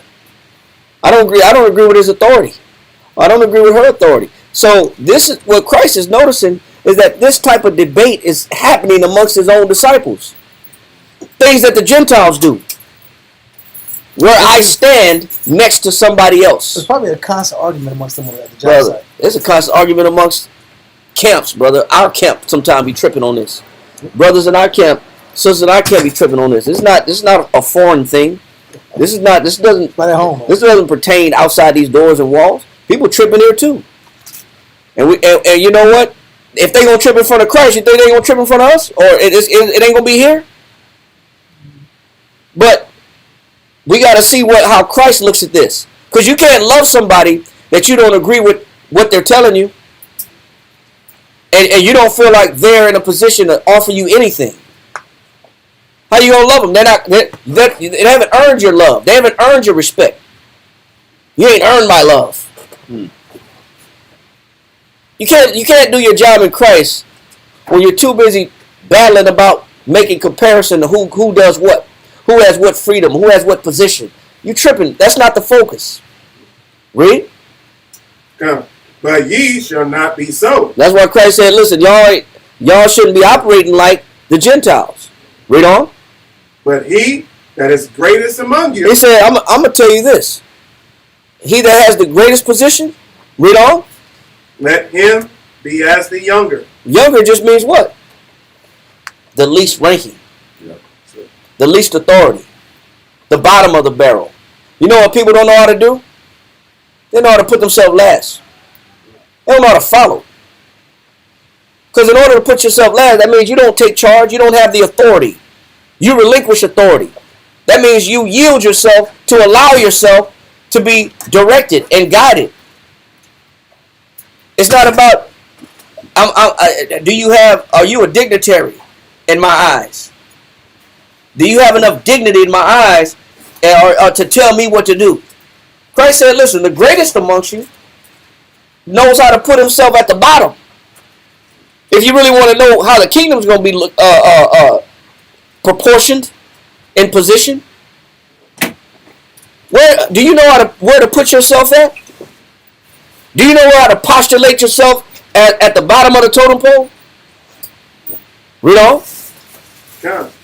Let him be as the younger, and he that is chief. He said if you're gonna be chief in the kingdom, you got to know how to do what? Read. And he that is chief, as he that doth serve. He said then you better learn how to what? Serve. Serve. So chief. If you want to be chief, if you think you deserve a high position, well, the question is, how well do you know how to serve? But can I really serve somebody that I don't agree with them being over me? Nope.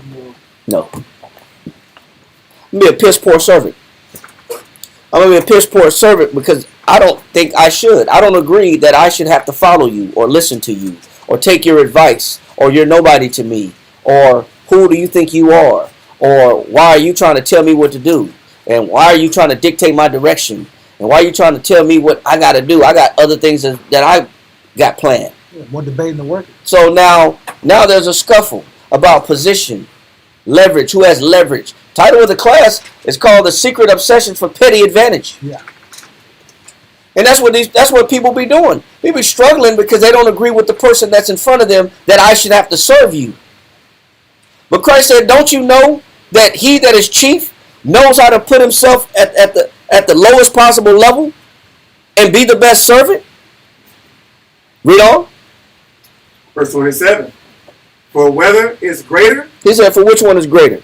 Now he's asking his disciples a question. Which one is greater? Go ahead. For whether is greater? Who's the greatest? Read on. He that sitteth at meat? It's the one that's sitting down being served. So when you go to a restaurant, there's a saying that the customer's always what? Right. The customer's always right. Why? Because the customer is the one that's being served, that you're serving, is being served, and they should get the best customer service possible. And it has to be their way, like Burger King. Yeah. You know? That's how you So want it. it's your way. It's not my way, it's your way. I'm doing what you want me to do. But he said, which one is greater? The one sitting at the table that has the plate in front of him with the cup in front of him, or the one that's bringing the cups and bringing the food? Read. For whether is greater? He that sitteth at meat, or he that serveth? Which one is greater? Read on. Is not he that sitteth at meat? Is not the one sitting down being served? Isn't that one greater? The answer is yes. The one that's being served upon Is the priority. has the greater position, is the more important person. They have priority. Read on. But I am among you. But Christ said, listen, that's not the example that I'm setting in front of y'all. Christ is saying that's not what I'm trying to teach you. That's not what we're doing here. Christ said what he's trying to show his disciples, he says everything that I've done in front of you has been for what purpose? Read. But I am among you as he that serveth. He said, but my position is to teach you an example that in order for you to be great in the kingdom, you got to be a great what in this earth? Servant. You got to be a great servant. That means it's not about how you want things done. It's not about your position. Or your opinion. It's not about your leverage or your desires. What we're finding out is men are in the truth and are piss poor servants. Yeah. Sisters are in the truth and are piss poor servants. And that was a problem then, and that's a problem now. Because everybody has an opinion sometimes about who I should follow and who I shouldn't. Who I should listen to and who I shouldn't. Who should qualified to lead me and tell me what to do and who shouldn't. There's always going to be a struggle and a debate about following instructions, when they don't even understand what Christ was doing when he was on the earth. If we really understand what Christ was doing on the earth, he was trying to show people, put yourself at the bottom. Relinquish your will to the people that need you around you. That you're supposed to give service to or be ministers for. But it's a problem. And we have to have these type of topics because people struggle with this idea out of ignorance or out of their own lust. People struggle with this idea of yielding myself to somebody, especially when I don't think that they're of any position or rank or authority, or they're not qualified. Person's not qualified for me to serve them. Not qualified. People that want to serve in general try to create. I look for reasons, or I create reasons. Yep. It's both. Or like Mawala brought out earlier, is that a man pleaser? Yeah, a man pleaser will serve certain individuals because there's certain benefits they might receive in return. But a man pleaser won't serve everybody. Not to anybody that he thinks is beneath him. It's not worthy of his service. Because there's no benefit. There's nothing in return. I'm not getting anything in return out of serving this person. But if I know I can buy some benefits. If I can win this brother over by serving him, because he dictates certain things. He gives me certain liberties, certain freedoms. So if I win this, and I rub elbows with this brother, and I rub elbows with this brother, and I rub shoulders, and I brown nose a little bit, maybe I can get a little leeway. Little returns. Little liberty. Maybe I can get a little liberty. That's what men want. Men really want liberty to go about and move and groove as they want, as they do, when they want to. And they use that relationship. Well, I had somebody to take care of. Well, they use that connection they invested in. They try to manipulate that to get their little time, their little freedom, their little pursuits. it is very difficult to be a servant and relinquishing will when you have a personal lust unfulfilled, and you have a personal desire that's unfulfilled.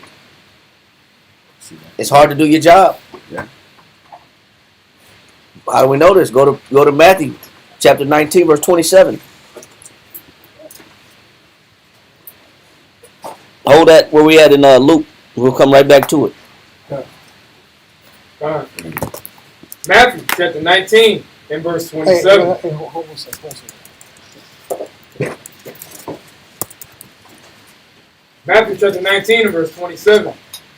Then answered Peter and said unto him, Behold, we have forsaken all. Peter said what? We have forsaken all. Peter said, man, we gave it all up. Read on. And followed thee. And we've been following you, and we don't got nothing for ourselves.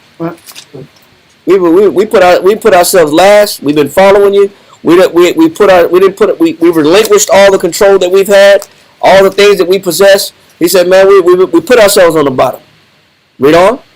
For me, that idea, what about me, is going to make a job hard. Now we at. Hey, you want to take it in the office? What's going to make it hard is I'm getting the crap end of the stick, or I'm being neglected, or I'm not getting noticed, I'm not getting acknowledged, I'm not getting any benefits. What's in it for me? So feeling used. Yeah, I've been doing these things, and now Peter said, "Hey, Christ, we followed you, man. We gave it all up. Yeah. What's going on? What's coming back our way? What's coming back to us? You know what you're always gonna have to fight with when you wanna inject yourself into the service that you're supposed to have for the people. That's always gonna be a plague and a question mark on our minds. Is what about me? Mm-hmm. I'm doing all this serving. I'm doing all this giving. I'm making sure that everybody else is benefiting from my hands or my efforts. But what about me? Isn't that what's hitting Peter right now? Yeah. It's hard to do your job when you got you talking in the back of your brain. And I had no sleep. I've been burning myself out. I've been helping everybody else. I've been giving everybody else. I'm kind of busted. I'm kind of down and out, man. Pockets a little slim. But I've been exhausting myself for other people. What about me? Where's my, consideration coming in at? My kickback. Yeah. Where's my benefits? That's always going to be a question mark in somebody's head, and that can allow them to not do their job correctly in Christ. Because I'm thinking about what am I going to get in return. Not getting what I want from this. Because that was the motivation. Because it reveals that's the motivation. Yeah. And that's a concern. Read on. And Yahushua said unto them, Verily, I say unto you. Truly, I say unto you. Read. That ye which have followed me in the regeneration. It said, you follow me now, you sacrificing now, you're serving now, you're putting yourself at the bottom now. He said, but in the regeneration means later, when I come back, when I return, read on. When the Son of Man shall sit in the throne of his glory, ye shall also sit upon 12 thrones, judging the 12 tribes of Israel. Not now, but later. He says, I'm going to appoint you a kingdom. Read on. As my Father hath appointed unto me. Read. That ye may eat and drink. He says, now, you're the servant now. You're the one serving the body now. You're the one that has the napkin and the handkerchief over your arm as a butler taking orders now. You're the one asking people, do you want more ice? Can I bring you out some dessert? Do you want to check out the dessert menu? You're the one serving people now. Can I help take it? Can I watch your kids this weekend? Can I find out how I can be of service to you as a brother or a sister? You're the servant now with the napkin over your arm now. He said, but in my kingdom, he said, you're going to sit at the table. Read. That ye may eat and drink at my table. So the roles and the position is going to change. So you're the servant now, but you'll be the one being served later. But the question is, can you serve now? So that you can be served later. He says, you're going to sit at my table. Read. That ye may eat and drink at my table in my kingdom. Go ahead. And sit on thrones, judging the 12 tribes of Israel. Sound familiar? Then we just read that while Peter was like, man, what we going to get? What are we going to have in return? What is the point that Christ is trying to make amongst his disciples? Put yourself on the bottom. Have the capacity to take orders, receive instruction, be told what to do. Put your best butler uniform on with the little bow tie. Put your little apron on. Put your little non-slip shoes on, them non-slip black shoes every restaurant worker wear. The non-slip soles that don't slip on grease and chicken grease and water. Put on your little outfit on and put yourself in a position of, may I help you? That's the best possible position that everybody needs to be in. If you're going to do your job effectively in Christ for what you were chosen to do, is to posture yourself as a servant. Not be an economic parasite, not be a bleeder of the body, but a server to the body. Not be the one extracting resources from the body, but the one that's giving resources, bringing resources to the body. Christ said, if you can do this now, he said, in my kingdom, you're going to be at the table. That means that you're the one that's going to be like, hey, man, let me see what you got. What y'all got in here? What y'all serving in God's kingdom? I want manna first. What were the children of Israel eating before? I want to taste that manna. Bring me out some manna. I want that first. And I want some quail. It's been a while. I want some quail. 1500 edition quail. Oh, man. I want some of that wine that Christ turned from water to wine at that wedding. That's what I want. I want some of that first miracle wine. First edition, first miracle. Christ on the scene. 3 BC, 3 AD wine. I want that 3 AD wine. You know, I want the same party wine, marriage wine that Christ had. I want that on the table. But at the kingdom, you get to designate that because you're being served. But the question is, can you serve now? Oh, it's crazy, man. To reap that benefit later? Can I do what I'm told now? Because service is all about following orders also. Can I follow orders now? Can you reject the notion of injecting yourself about what about me? That's always going to plague people. Yeah. Let's go to Joshua chapter 6, verse 17.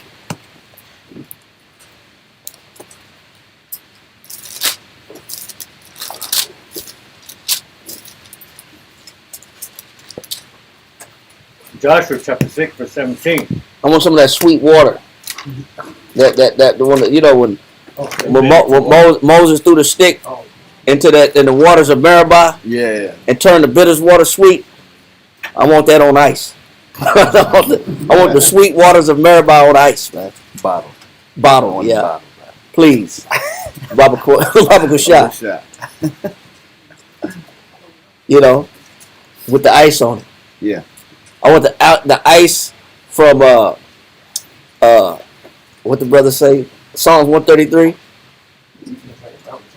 He said it's like the dew that dew of Mount Hermon. The dew of Hermon. The dew of Mount Hermon. That's Upon the mountain. I want some of that.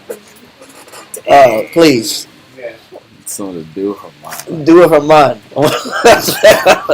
So, but the question is, you get all that in the kingdom, but the question is, what do you do now? What can you do now? How good are you of a servant today? That's going to dictate how you'll be served later. Because if you can't serve today, you will not be served later. If you can't put yourself at the bottom and put yourself in the mind frame of I'm being told what to do and be directed, if that's a problem for you now, you will not be at Christ's table getting served later. He said, he who is chief amongst you shall be as one that serveth.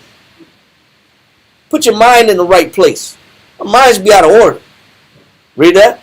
Joshua chapter 6, verse 17. And the city shall be accursed. So this is right after Jericho, when they circled the city 7 times, blowing 7 trumpets, marching, screaming, shouting, and the walls of Jericho fell down. He said, the Lord said, y'all got the victory. And he said, once the walls fell down, it was a massacre. He said, don't have no mercy. Men, women, and children, old folks, put them all to death. Animals too, right? Animals, everything. Yeah. He said, don't have no mercy. He said, because the city is accursed by the Most High. The Most High doomed the city. Read. These are the instructions. Read. And the city shall be accursed, even it, and all that are therein. He said, and everything in it. Read on. To the Lord. Only Rahab, the harlot, shall live. Only save the harlot. Read. She and all that are with her in the house, because she hid the messengers that we sent. So she earned herself salvation out of damnation because she hid the spies and let them down the wall in a basket. So that earned her salvation from destruction. Read. And you, in any wise, keep yourselves from the accursed thing. And now he says, and you, as far as the Most High's people, he says, don't touch nothing in that city of Jericho. I've already doomed it. It's already been classified as hands off. Don't touch nothing from it. He says, and you do what? And you in any wise keep yourselves from the accursed thing, lest ye yourselves accursed. It says, lest ye make yourselves accursed. He says, if you touch anything out of that city, he says, just like those items have already been accursed in the eyes of the Most High, he says, you shall be accursed in the eyes of the Most High. You'll bring that same doom upon yourself if you touch anything out of Jericho that when the Most High had destroyed it and already classified as being doomed. Read. When ye take of the accursed thing and make the camp of Israel accursed. It says, and if you do touch it, he said what? And make the camp of Israel accursed. Go ahead. And trouble it. Go ahead. But all the silver and gold and vessels of brass and iron. He said everything in that city is cursed. He said, but he told Moses, the Most High told Moses, I want the gold, I want the silver, I want the brass, I want the iron. He said anything like that, the Most High said that's mine. Everything in there is but all they're consecrated unto me. They belong to me. So everything else, no good. Read on. They shall come into the treasury of the Lord. He says, put that in the treasury. Put that in the items of value. Put that in the treasury. We're going to use that later. We're going to use it later. It's about the Most High first. The Most High's house was first. His house first. That was a valuable lesson right after Jericho. Now that you got the victory, what do you do with the spoils? Here's the Lord. Do you give it to the Lord first? Or do you enrich yourself first? He said, give this to the Lord. Put that in the Lord's house. Read. Verse 20. So the people shouted when the priest blew with the trumpets. And it came to pass, when the people heard the sound of the trumpet, and the people shouted with a great shout, that the wall fell down flat, so that the people went up into the city, every man straight before him. And they took the city. And they utterly destroyed all the city, both man and woman, young and old, and ox, and sheep, and ass, with the edge of the sword. Everything died. Now, jump down to Joshua chapter 7, verse 11. We're not going to read the whole thing. Go on. Joshua chapter 7, verse 11. Israel has sinned. He says, he told Joshua, Joshua was crying because 36 men had to die after that situation. But Joshua was sorrowful and lamenting. And the Most High told Joshua, listen, there's a reason why 36 men had to die. Read. Israel had sinned. And this was in a small town right outside of Jericho, which is Ai, which is a small town, I think, north of Jericho. Read. And they have also transgressed my covenant, which I had commanded them. For they have even taken of the accursed thing. He says, because they have taken of the accursed thing. Read.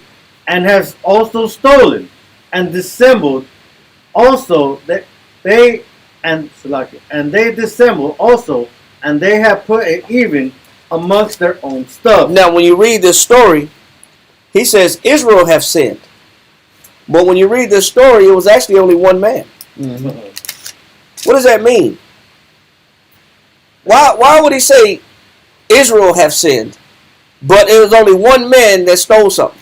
Got judged as a nation. Because they got judged how? As a nation. Because in Ecclesiastes it says one sinner does what? Destroys much good. One sinner destroyed much good. So it only takes one person out the spirit to destroy what the Most High is doing in victory. In the camp, yeah. In the camp. All it takes is one person out the spirit to have the Most High alter all the good that was supposed to come. Yes, sir. One suffer, we all suffer. One suffer, we all suffer. One rejoice, we all rejoice.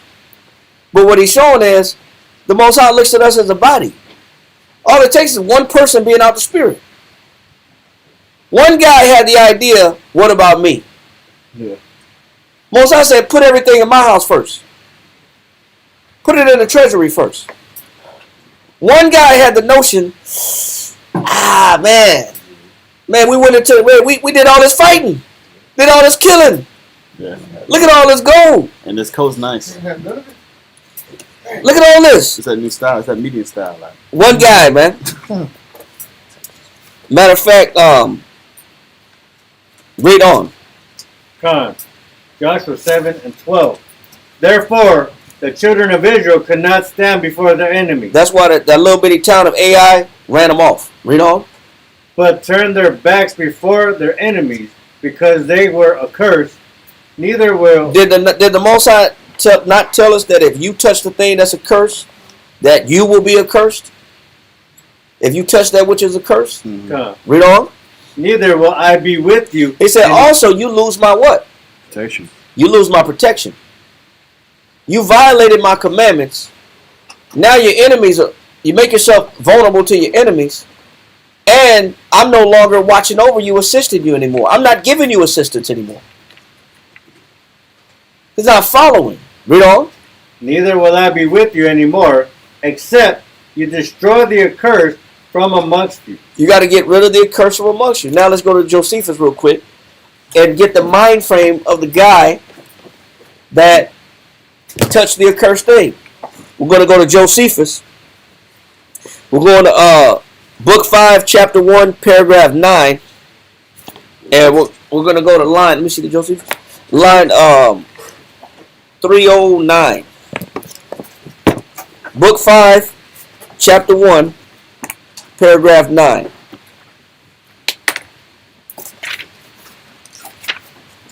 God, page 128 in Antiquities. Mm-hmm. God. Antiquities of Jews, Book 5, Chapter 1, Paragraph 9, line 32. Read that.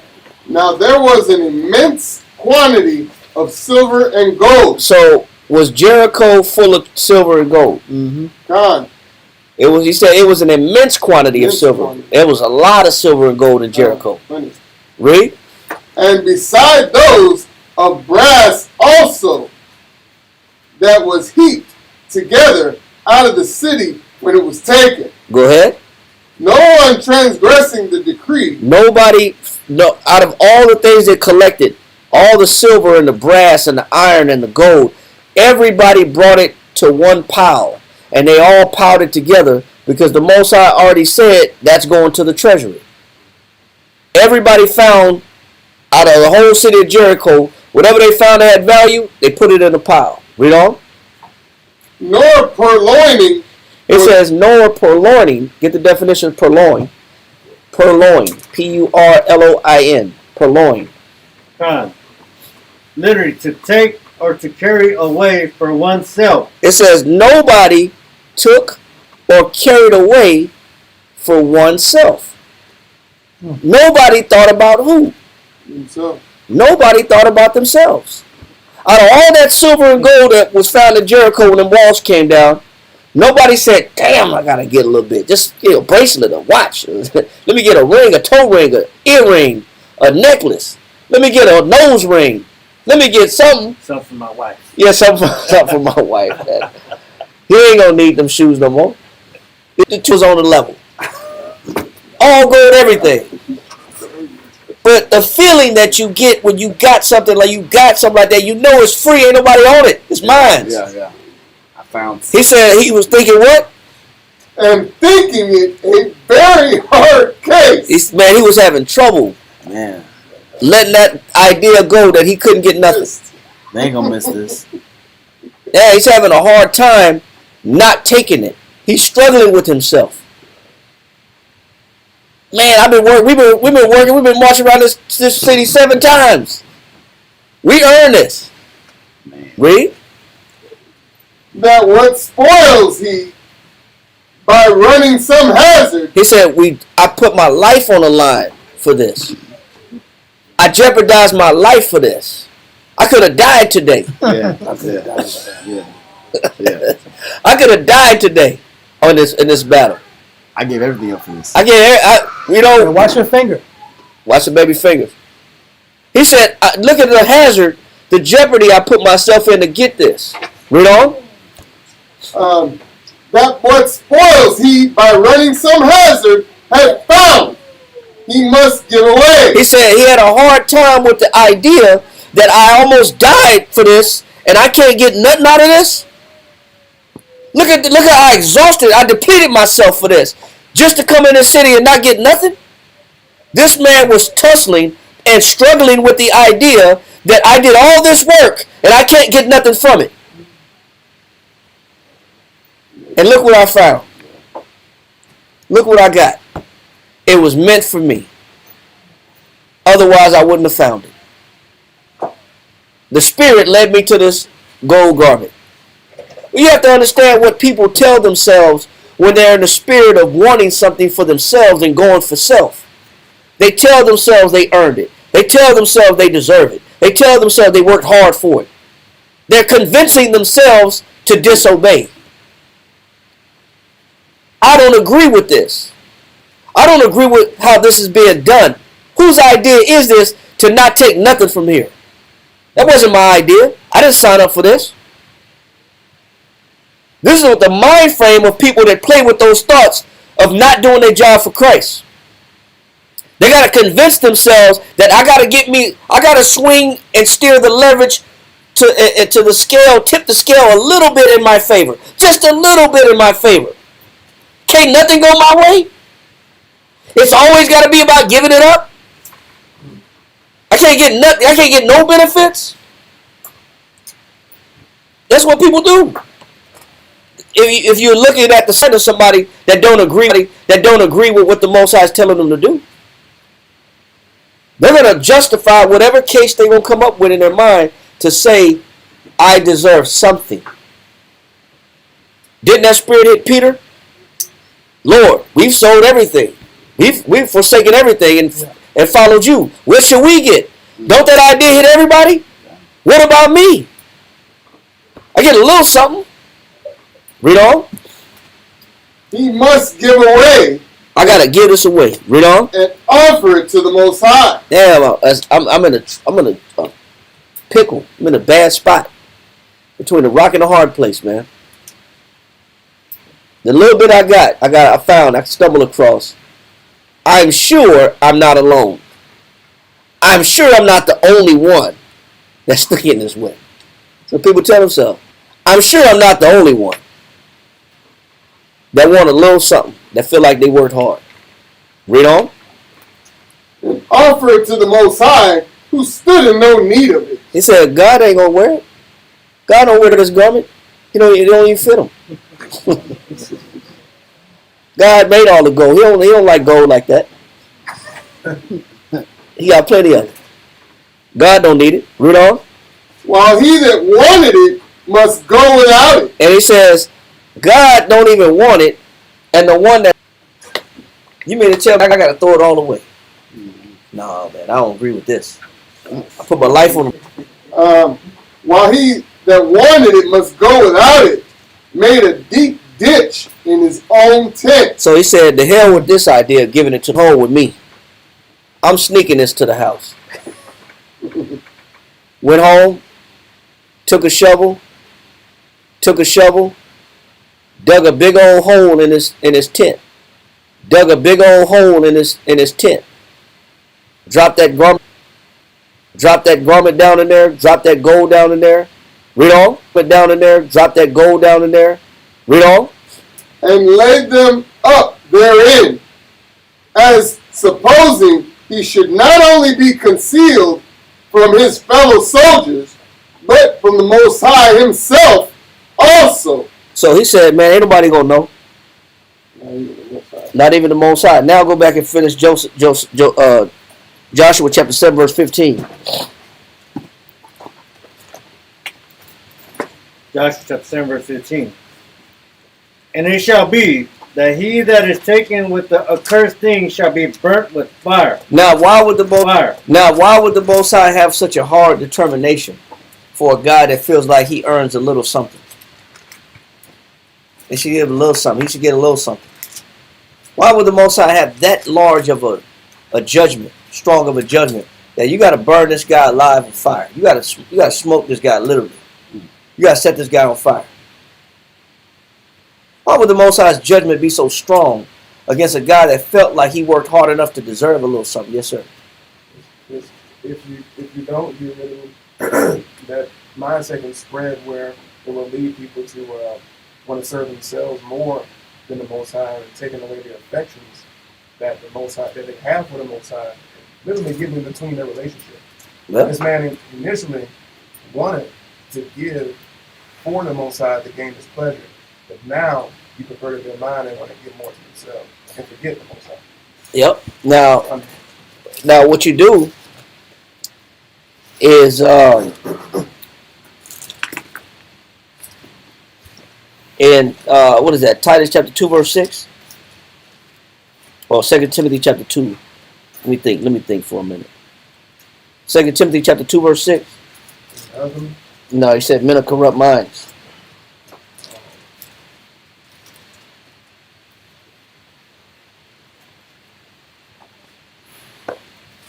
Give me 1 Timothy chapter 6.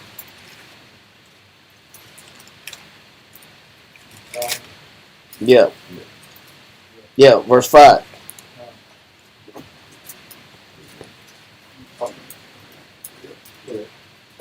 First Timothy chapter 6, verse 5.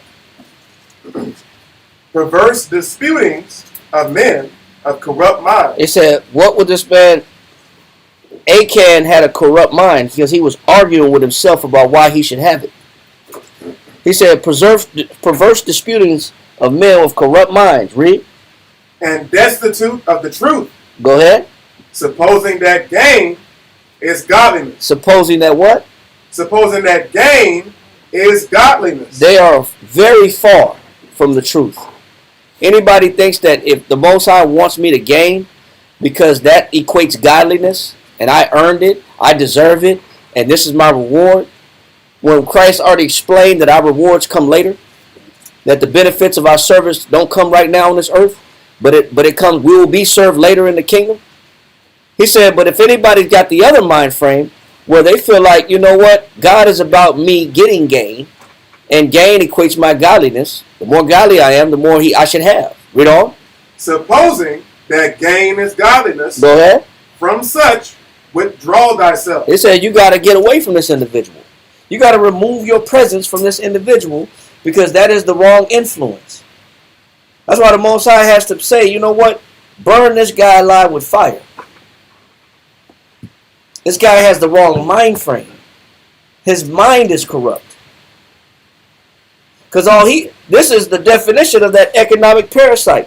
What about me? I did my work for the Lord. What about me? Shouldn't I get something? Just a little something. Ain't gonna hurt nobody. Why else would the Most High have to say, hey, listen, burn this guy alive? Because you can't let that idea influence other people. There should be a separation from people that have that mind frame to those that do the work. Those that do the work know that I get my reward later. Not now. My benefits don't come now. But it comes after the fact. But somebody that thinks the other way, separate thyself. Read. Verse 6. But godliness with contentment. I'm satisfied.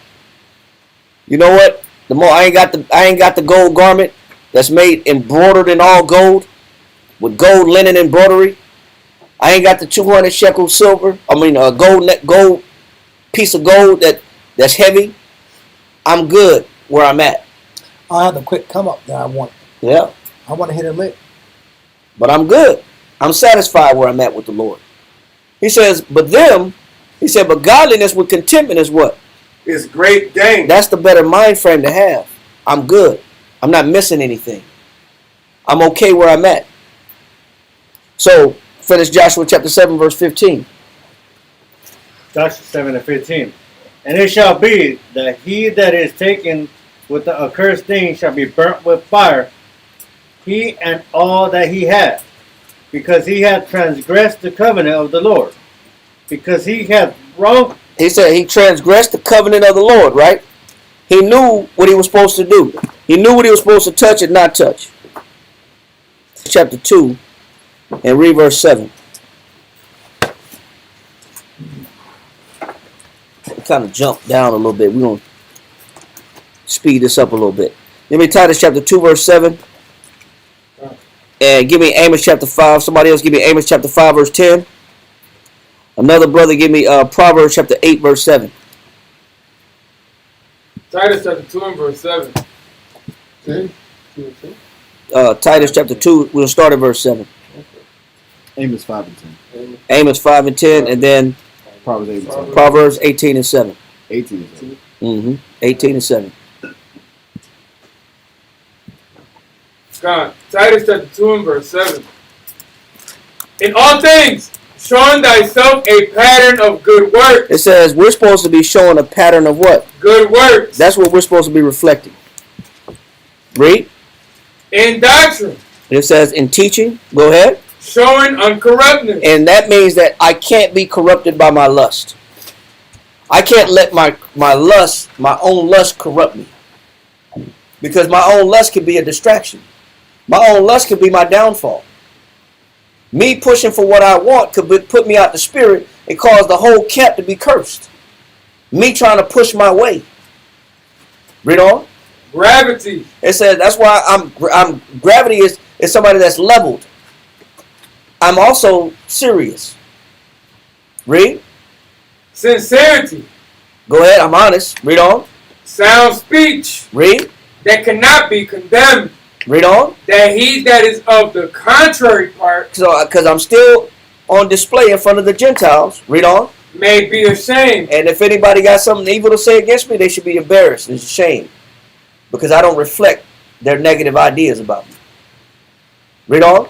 Having no evil thing to say of you. And I should be blameless to keep people from having something negative to accuse me of. Read on. Exhort servants to be obedient unto their own masters. Read on. And to please them well in all things. And we're supposed to be teaching servants to please who? Their own masters. And do what? And to please them well. That means things are not going to be your way. They're going to be your master's way. God. Things are not going to go your way the way you want it to go all the time. Follow instructions. Read on. And to please them well in all things, not answering again. Not doing what? Answering again. Not answering again. What does it mean when you're answering again? Rebuttaling. You're rebuttaling. You're going back and forth with your elders. When somebody is going back and forth, why is somebody going back and forth? They don't agree. They don't agree. Give me Amos chapter 5, verse 10. Why is somebody going back and forth? Amos chapter 5, verse 10. They hate him that rebuketh in the gate. What do they do? They hate him that rebuketh in the gate. Why is this person telling me something and I'm going back and forth with them? They hate him that rebuketh in the gate. Read on. And they abhor him. And I don't like, I'm disgusted by what? And they abhor him that speaketh uprightly. Because what they're telling me is not what I want to hear. When anybody is telling us something that we don't want to hear, we don't like that. We hate the person that's telling us something that we don't want to hear, especially when it comes to not getting my way. When this person is speaking something uprightly, that means if I don't like what they're saying, that's because I don't agree with what they're saying. It's not that what they're saying is wrong. Who's the wrong party? Me. That means that what they're telling me, I don't want to yield to. I don't believe, and I don't like it, and I don't agree with it, and I don't want to do it. So when people are there to tell me about exhorting me correctly, rightly, I have a problem with it because it's not my will. So now go back to Titus chapter 2 and read that again. Titus chapter 2, verse 9. And verse 9. Exhort servants to be obedient unto their own masters. Read on. And to please them well in all things. Go ahead. Not answering again. Not going back and forth. Because when somebody's going back and forth, they obviously don't like what's being said. They don't agree. They don't want to yield to it. But read on. God. Not purloining. There's that word again. What does that word mean? Stealing. So why would somebody, but it's stealing for who? Read that definition one more time. Says to take or to carry away for oneself. Stop. Why would somebody be going back and forth? For oneself. Okay, so he said, what in verse 10, Kariah? Verse 10 says, not purloining. Why would somebody argue with you?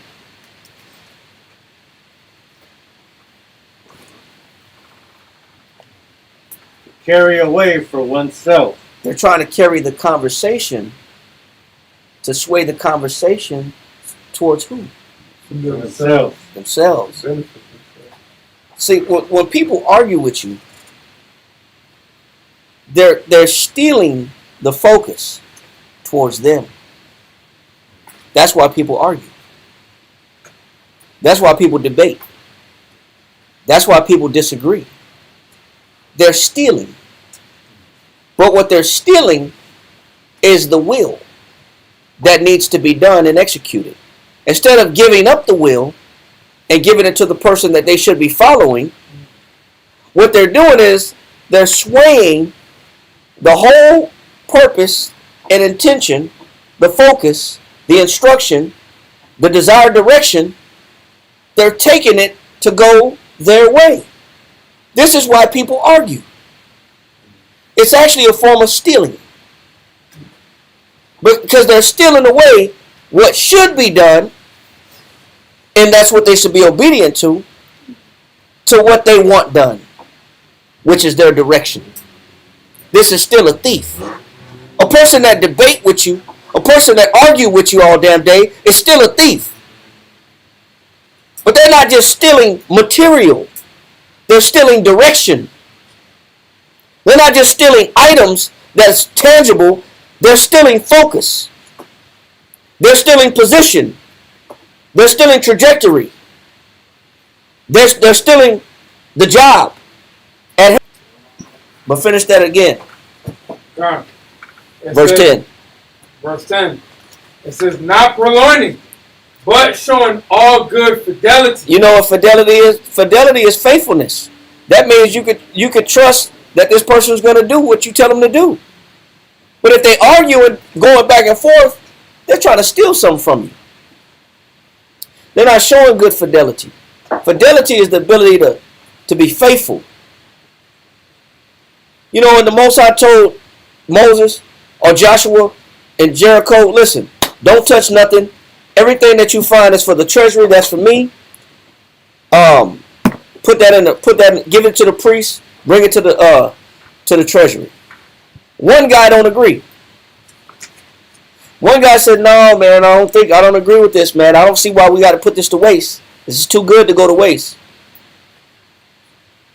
I got to swing this leverage to my way. Me, I got to get something. That's why people argue. I got to get something out the deal. It's truly why people argue. It's something that they want that they're not getting. Go to Proverbs 18:7, and then give me finish this Josephus. No, we're done with Josephus. Give me Proverbs 18:7, and then that 1 Peter 2:11. Read that. Proverbs 18:7. A fool's mouth is his destruction. Go ahead. And his lips. And his what? And his lips. What is his lips? And his lips are the snare of his soul. Stop. Where do we see that at? It says his lips are the snare of his soul. But we read something earlier. Read 1 Peter 2:11. 1 Peter 2:11. Okay. What? 1 Peter 2:11. Dearly beloved, I beseech you, as strangers and pilgrims, abstain from fleshly lust. He said, abstain from what? Fleshly lust. So, fleshly lust is the things that I desire in my flesh. What does it do? Which war against the soul. Hold on. I thought we just said the lips are a snare to the soul. Why is the lips a snare to the soul and fleshly lust is a snare to the soul? Why are they both a snare to the soul?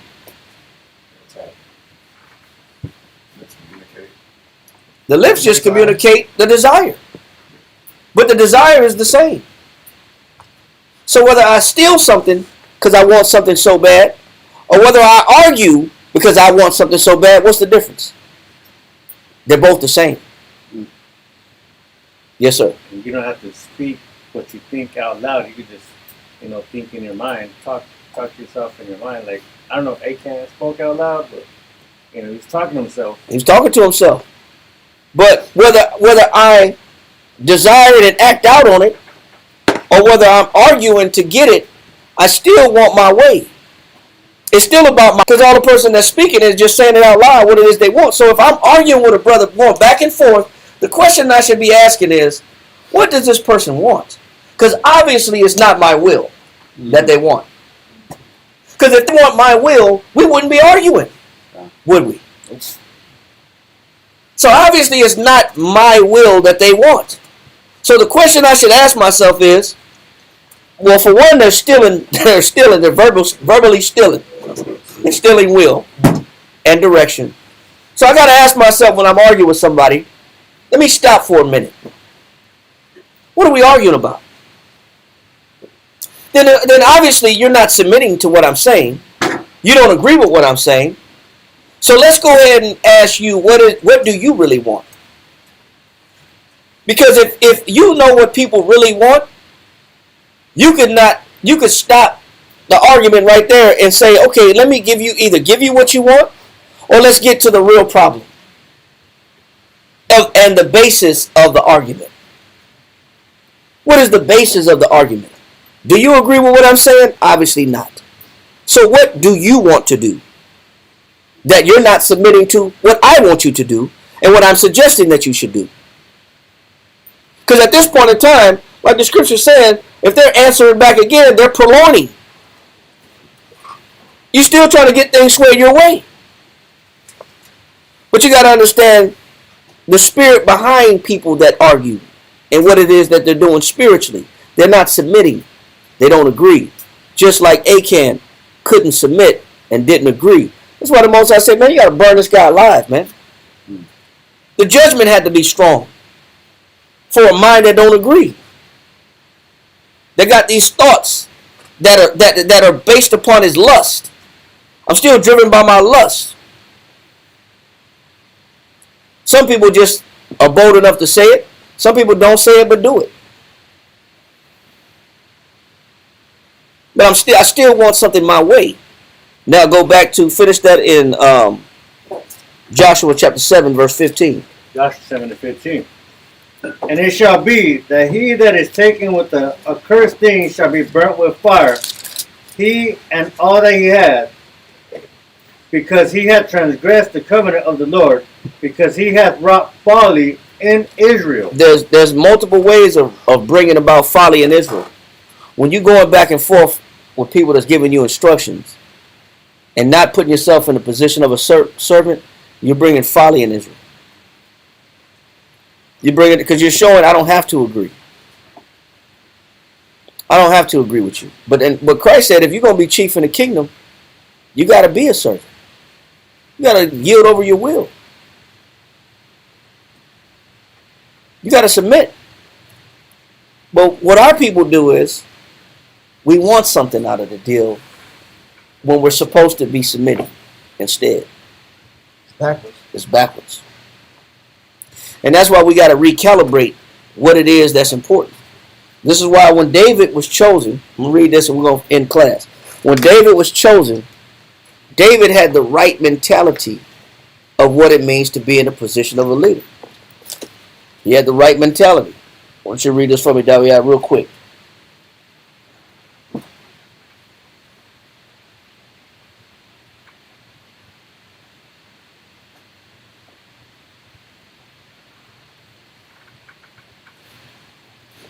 Read this right here. Read this. Being thus in expectation. Being thus in expectation of the mercy, he promises to make conscious of his duty. He says, David told the Most High, when you make me king, he says, it's powerful. My duty is number one. I'm going to make my duty number one. My service to you is number one. That's going to be my focus if you make me king. That's the spirit, though. That's the spirit that he's in. He said, this is what David said when Saul got replaced. He said, my job for you is number one. Read. It says, when I am a judge, I will judge and judge uprightly, not as those that went before me. So now, who went before him? Saul. Saul was told to kill the Amalekites and don't save nothing alive. Same thing we read about in Joshua with Achan. What did Saul do? His own will. He spared him. He spared the king and the best of the animals. Did he follow? No. That's why he said, man, I'm not gonna make the mistake of those that came before me. I'm gonna follow you. I'm not gonna look out for me and see if I can inject myself and get something out the deal. I'm gonna do this job, and your will is priority. Read on. Who either neglected judgment or, which was worse, perverted it. He said he did what? Perverted it. What did Saul do? Perverted the judgment. He said he perverted the judgment. When I'm arguing or I'm stealing, either way, I'm perverting what? I'm perverting the judgment. Read on. Either did no good with the power or did hurt. Note 1. Those that are advanced to post of honor. It says those that are advanced to or excel to positions of rank. Read on. Must remember they are a post of service. It says they got to remember that you're in this position for what purpose? Service, man. It ain't about you. Anytime we try to pervert judgment to get things to our advantage, we destroy the position that the Most High put us in. We're destroying it. He said you got to remember that when you have any rank or position, that you can't distort that, you can't pervert it, and it's about the service of the job. What are you called for? Read on. And must set themselves with diligence. He said they got to set themselves with diligence. Read. And application of mind to do the work to which they are called. Go ahead. He does not say when I shall receive the congregation. He said when I'm in charge of the congregation, go ahead. I will take my ease. I'm going to do what? Take my ease. I'm finna chill. When I get authority, I'm gonna do what? Take my ease. Christ said, if you're gonna be chief in the kingdom, it ain't about you taking the ease. You're gonna take your ease later when you sitting at the table eating with Christ. But now you got to be in a position of what? Servant. You got to do more. Read on. And take state upon me and leave the public business to others. I'm gonna take advantage of this position and let other people do the dirty work. David didn't have this mind frame. Read on. But I will mind it myself. He said, I'm gonna do the job what? Myself. I'm gonna do it myself. I'm not gonna depend on anybody to do the dirty work. I'm gonna do it myself. David had the mind frame of a servant. Read on. Public trust are to be managed with great integrity. Those that judge must judge uprightly according to the rules of justice without respect of persons. Go ahead. He promises himself that his government would be a public blessing to Israel. So he said, David said he promised to himself that if I get the position of king, he said it will be a blessing to who? Israel. He said, I'm going to make sure it's not a blessing to me. It's a blessing to the people. Because my service is going to be number one. So we got to make sure that we're not struggling for power for the wrong reasons. That we're not debating and arguing so that things are going our way. Because if that's the case, we don't agree with being a servant. And we're not yielding ourselves to what Christ commanded us to do, which to serve each other and love one another. David said, when I get in this position, I promise that it's going to be a blessing to the people. It's not going to be about me. I'm not going to make the same mistakes that the one made before me. So we have in this class because we can't forget what it means to be a servant. That means it doesn't go your way. You're here as a benefit to them, not for you. Don't inject yourself with what it is that you want all the time. It's not about what you want. The Most High is going to take care of what you want on the back end. Any questions? With that, we're going to say shalom. We'll see you again on Friday. The water for coming out, the water for watching. That we all got class on Friday. All right. Shalom, everybody. Shalom. Shalom.